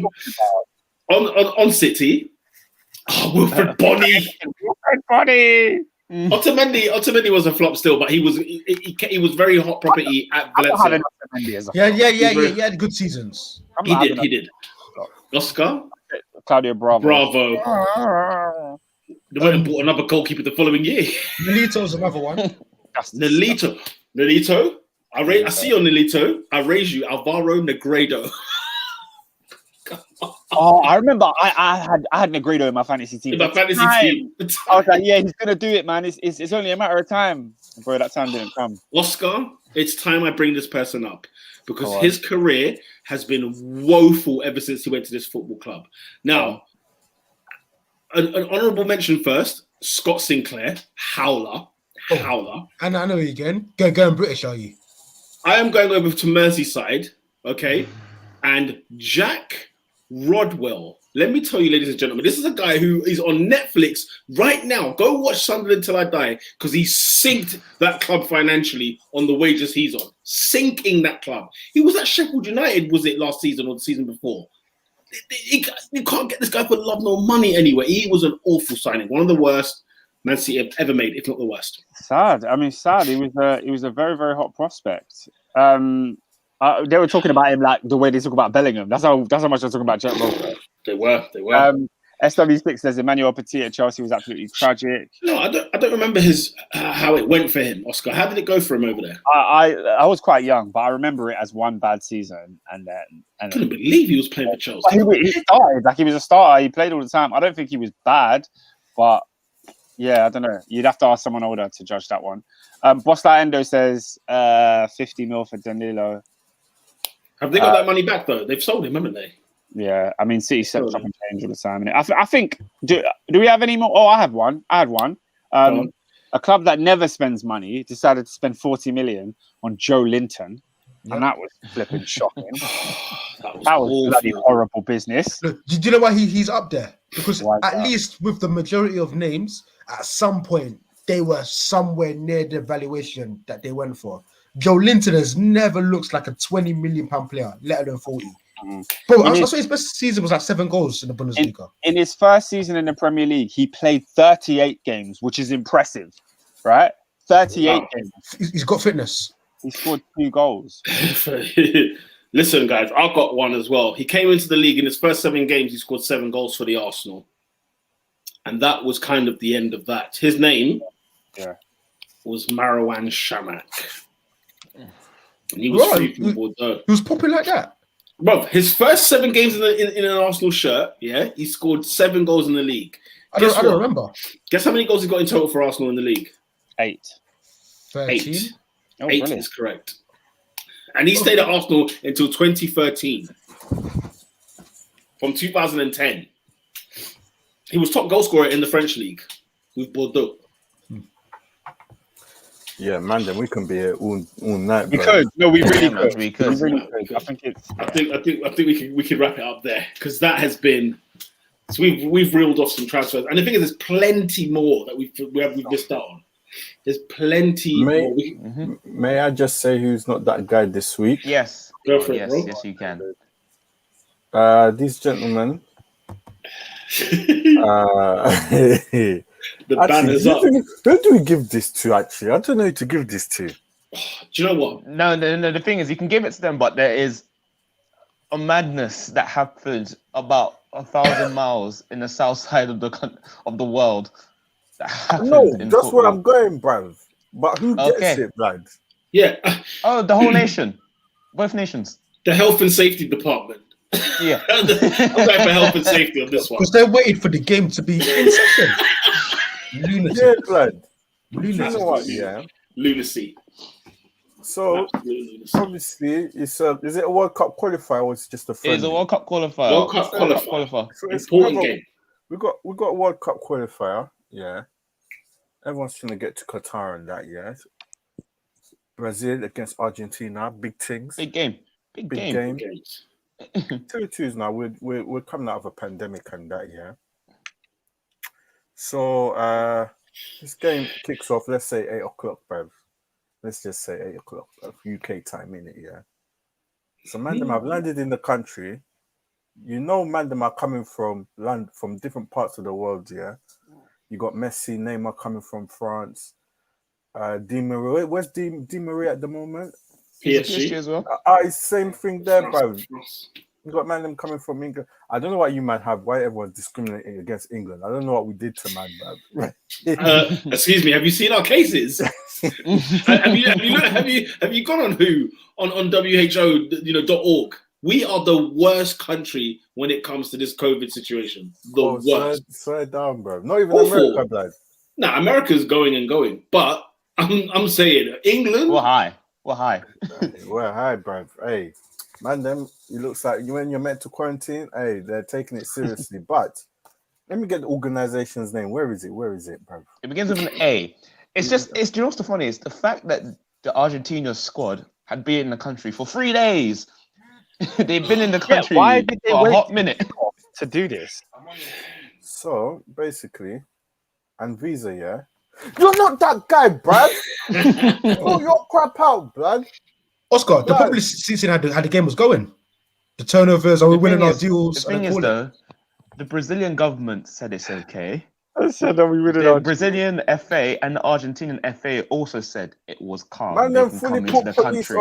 on. Man brought police on field, bruv, to stop the game, bruv. These And man. Was this in So the the government Maracana? said yes. Was this in the So- Maracana? Where did they play? No, the it's game? in Sao Can't remember Paulo. where it was. I think, yeah. It doesn't matter, bro. What matters? Yeah. It was a full. Was it packed stadium? No, No. there was no one there. It So was the limited other- numbers. Behind closed doors. Ah, that's even more of a howler, bruv. Bruv, just let him play, bruv. Yeah, it Howler, was just bruv. hilarious. It's because the Brazilian government said, yeah, they can come in, but the Brazilian health authorities decided to go against the government and said, nah, fair these down. people. The thing is though, yeah. Ah, listen, they're getting fired. Hey, they're I'm getting put- fired the next day, bruv. I'm pointing at the Argentinian players as well, though, because why is man not quarantining? Oh, listen, another howler, bruv. Hold on. Giovanni Lo Celso, yeah, and Romero, Christian Romero, who they've just It was signed for 4. 42 Yeah. M's. Yeah, no worries. They were told by Tottenham, bruv. Tottenham said, fam, you're not allowed to go, bruv. Man, them still. And then book the flight. How can your club say you're not supposed to go? Buendia and Martinez were fine. Aston Villa said, cool, you man can dip. Tottenham told them, specifically, no, blood, we're not releasing you. Man, them still went, bruv. Fantastic. You man also Fantastic. not that guy, but because it's Tottenham, I'll give you a minor one because it's Tottenham, bruv. Yeah, man, so we got to get out of here. You're missing games, bro. So cool. Lucas Moura, I think, is in that mix as well. I think Lucas Moura was in that mix. Tottenham told him not to go. Hey, I didn't see anything about him, bro. They told them to specifically, bro. Yeah. Hey, Scary Fantastic hours, scene. man. That Fantastic. whole COVID thing is messed up a lot of stuff. So it was interesting to see how that was going to play out. But boy, Like, man, They them might do that for no reason. stormed the pitch and tried to harass man there and Bro, there. that was funny. I'm not gonna. That was funny. I couldn't Let's- believe it. Let's quickly. I mean, there's no games to predict. I think everyone's gonna predict their team to win. To be fair, I mean, Palace at home to Spurs, 12:30 kickoff. We're probably gonna say Spurs, aren't we? Arsenal Norwich. I think Arsenal take that. Norwich first Yeah. win of the season, man. Yeah, Norwich Let's should win that. look at this guy at the Emirates. Come on, you think they'll make it out? Yeah, alive? I've seen many things at the Emirates. Hey, come on, man. Let's not act like I've Yeah, seen many come on. things at the let's not do Emirates. that. Listen, Serious. with a full house Emirates Stadium, never anything like that has happened. Oh, a full house. You see, It's a massive 6-pointer. You think a full house benefits you? Yeah, You don't yeah, remember Brighton? yeah. Your ground's hostile, man. What happened with Brighton? We When didn't lose to people sitting on Brighton. the floor. Sitting didn't on the lose to floor. Brighton. And Brian comes like crying. Yeah, we didn't Also- lose to Brighton. We didn't lose to Brighton. Listen, We drew, Todd Hey. Cantwell. I believe Todd Cantwell and he's gonna come do the bits. I told Todd you. Cantwell's Triple gonna- captain. Triple captain. This guy triple captain. Listen, Leicester City at home to Man City. He's got that one. Leicester That's at an home. interesting game still. City. Which one? City. Oh, bro. man, City. Manchester. I just think Yeah. they're on a roll. I think that their faffing about is behind them now. They're going to pick Yeah, up. I don't think Leicester are serious, but I do think they're going to score, if that makes sense. You got to deep it, but these men have scored 10 goals, without a centre forward, like a natural striker. They've got. It won't be easy though. This will be a tight game. It should have probably been on television. Hey, but this will be a tight game. This is a tight game. Man United, I think we're all going to agree, full house against Newcastle. In fact, captain Ronaldo while you can. No. You don't captain Ronaldo? Captain Mason Greenwood. That boy is going to steal the show this season. Like, he's already scored 3 and 3. He's already won Manchester United's Player of the Month. I think he knows that like Ronaldo might be coming in for his spot, but I don't think that's going to phase him. No. He will still start. He will still start. He's just playing right. He's playing on the right. Mind you, to be fair, you should captain Kane. To be fair, you should captain Kane this weekend. Because Man United, it could be anyone. Man United could win 5-0 and like each player gets 1 goal each. Yeah. Whereas Spurs away at Palace who are conceding goals like it's friggin' dancing on ice. Kane and Son? I'm sorry. I'm having them. Let's see what else is juicy. Chelsea at home to Aston Villa, 5:30 kickoff. I'm going to the game. It's going to be That's on Sky Sports. It's going to be at the Bridge. I know the one game I'm going to. And they've lost half their players because obviously they can't come back until the 18th of September. What? Emi Martinez is not there, yeah? Okay. No, not until 18th of September. Who's there? That's why they said not to go. Who's their backup? Who's their backup? I don't know, man. I think because Man United bought Heaton. All right, cool. Because Lukaku's taking shots at whoever's in that net. I'm ready. Flipping hell. Leeds United at home to Liverpool. That should be interesting. That should be fiery. Should be tense. That should be like a 4-2 or something. That's a good Sunday game, man. Are we bringing back the Mark Viduka days, yeah? Or the 4-3? I said Alan Smith. What a game that was. But other sort of half decent games to look out for. Brentford at home to Brighton. That will be very interesting. Southampton at home to West Ham United. That should be interesting as well. And then the Monday night is Everton at home to Burnley. But I don't care about that because then it's the return of Europe. Gosh, I just forgot I'm not that guy contender. Oh yeah, we didn't speak about him. Whoa. Who are you talking about? Because I actually don't know this person's name. But I think I know where you're going. Okay. Carry on. I think I know where you're going with it. Okay. So today there was a football match, yeah? Mali travelled to Uganda. I believe, was it a World Cup qualifier or an AFCON qualifier? I don't know. No, it's World Cup. I think it was World Cup. First of all, Oscar, before you kick off, what time was that game? What time did that game start? The day. Was that like, I don't know, was that like 12 p.m.? I saw it on my timeline. That's a howler. That's already a howler. Because in Ugandan time, that's 3 p.m. in the afternoon on a Monday. That tells you the culture over there. Let's be frank, okay? 3 o'clock in the afternoon on a Monday. The game was 0-0, and so we didn't miss any goals. The opportunity to watch the game was not there because on the televised link, somebody stood in front of the camera and This bonehead. That's why I said I know. It's such a howler. It's such a howler. Who was at home? Was it Uganda or was it Mali? I think Uganda were home. I think it's man, Uganda. I wish it was Mali, man. I need to rinse Mali, man. So, I'm just gonna play the video. Hopefully you can see this, but there. So that's the game. Wait, Look at the pitch. Look at the pitch, guys. This is what I'm talking to you about this African Cup of Nations game. Oh my goodness. My man just Hello, anybody there? Hello. Why was he standing there? Hey, David, if I knew that, I would let you know. Is this a window? He's a moron. What a moron. Look at that beanhead. that ripe beanhead, blood. Look at it, flipping it. It's just in the way.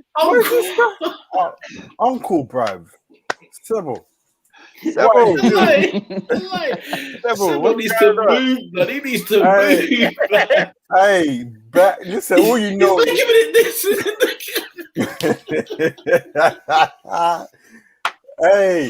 Hey, best believe you just.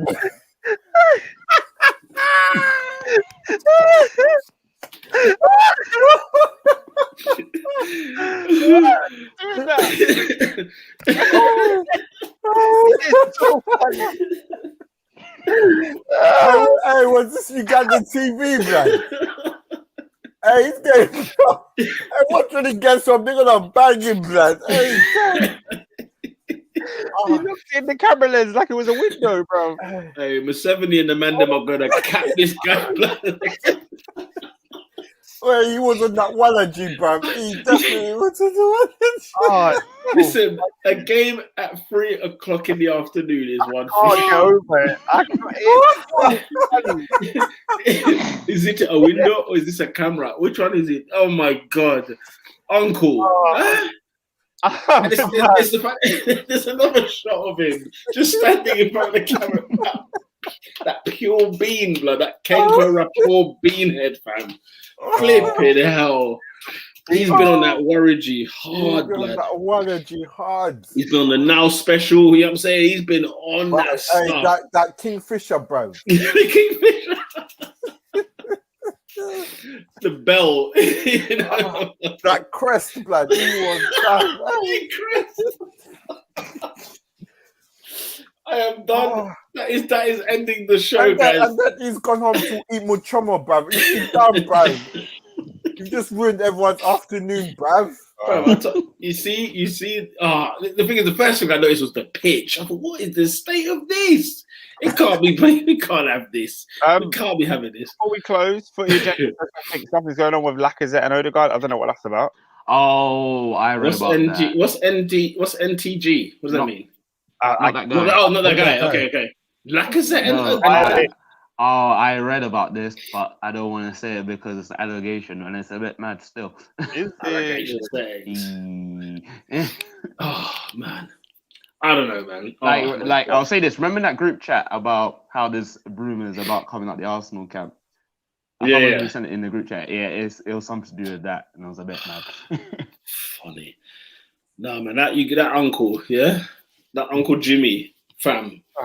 He's finished me. That made me laugh, man. I'm dead. All right, guys, that wraps up this weekend's Top 4 podcast. Make sure you share, like, and subscribe. Of course, at Top 4 Podcast on the Insta, on the Twitter, on iTunes, on Spotify as well, SoundCloud. You done know. We'll be back next Monday at 8 after Arsenal.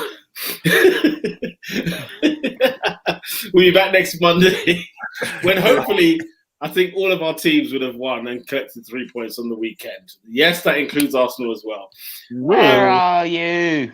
Let's be having you. Hey, she was on the lash, fam. You know, recently I watched that. I watched that recently, and I was like, "Oh my god, she was blatantly drunk." Like because I don't know why. I just thought she was just calm, normal. But I was like, "There's been a few sherries down her, bro." And I was like, no wonder why she was slurring her words as well. And you know what it is? You know when you're working security at a game like that and Delia Smith is begging for the mic, you can't say no. I can't say no. You lost your job. You can see she's screaming. But you can't say no. Here you go. Take the mic. You serve your head up on the pike. This is your club. To the best supporters in the world. Where are you? No. That is the most iconic part of 20. Was that 2005 or 2006? I think it's 04, 05, 06. I think they were 04 or 05 season. Was it 04 or 05? Were Norwich in the league that year? Yeah. He's right. Norwich were in the league 04 or 05. Yeah. 05. Okay. Yeah, man. Oh my days. Honestly, that was. Have that ever stayed up? The man have come up for the 6th time in the Premier League. Yeah, even earlier when Robin was talking, he was like, "Yeah, Cantwell and Pookie are going to do a thing." I said, "I've had this conversation before." Maybe under Lambert, maybe. What that time was Paul Lambert there then? Jeez, he's had a career, boy. He's actually had a quite decent career. He's won the Champions League with Borussia Dortmund. Madness. As a player. Oh man. But yeah, right. We wrap this up. Yeah, that's good, man. I'm gonna go get some Machomo myself, bro. Guys, make sure you catch us back at 8 p.m. next Monday. With that said, people,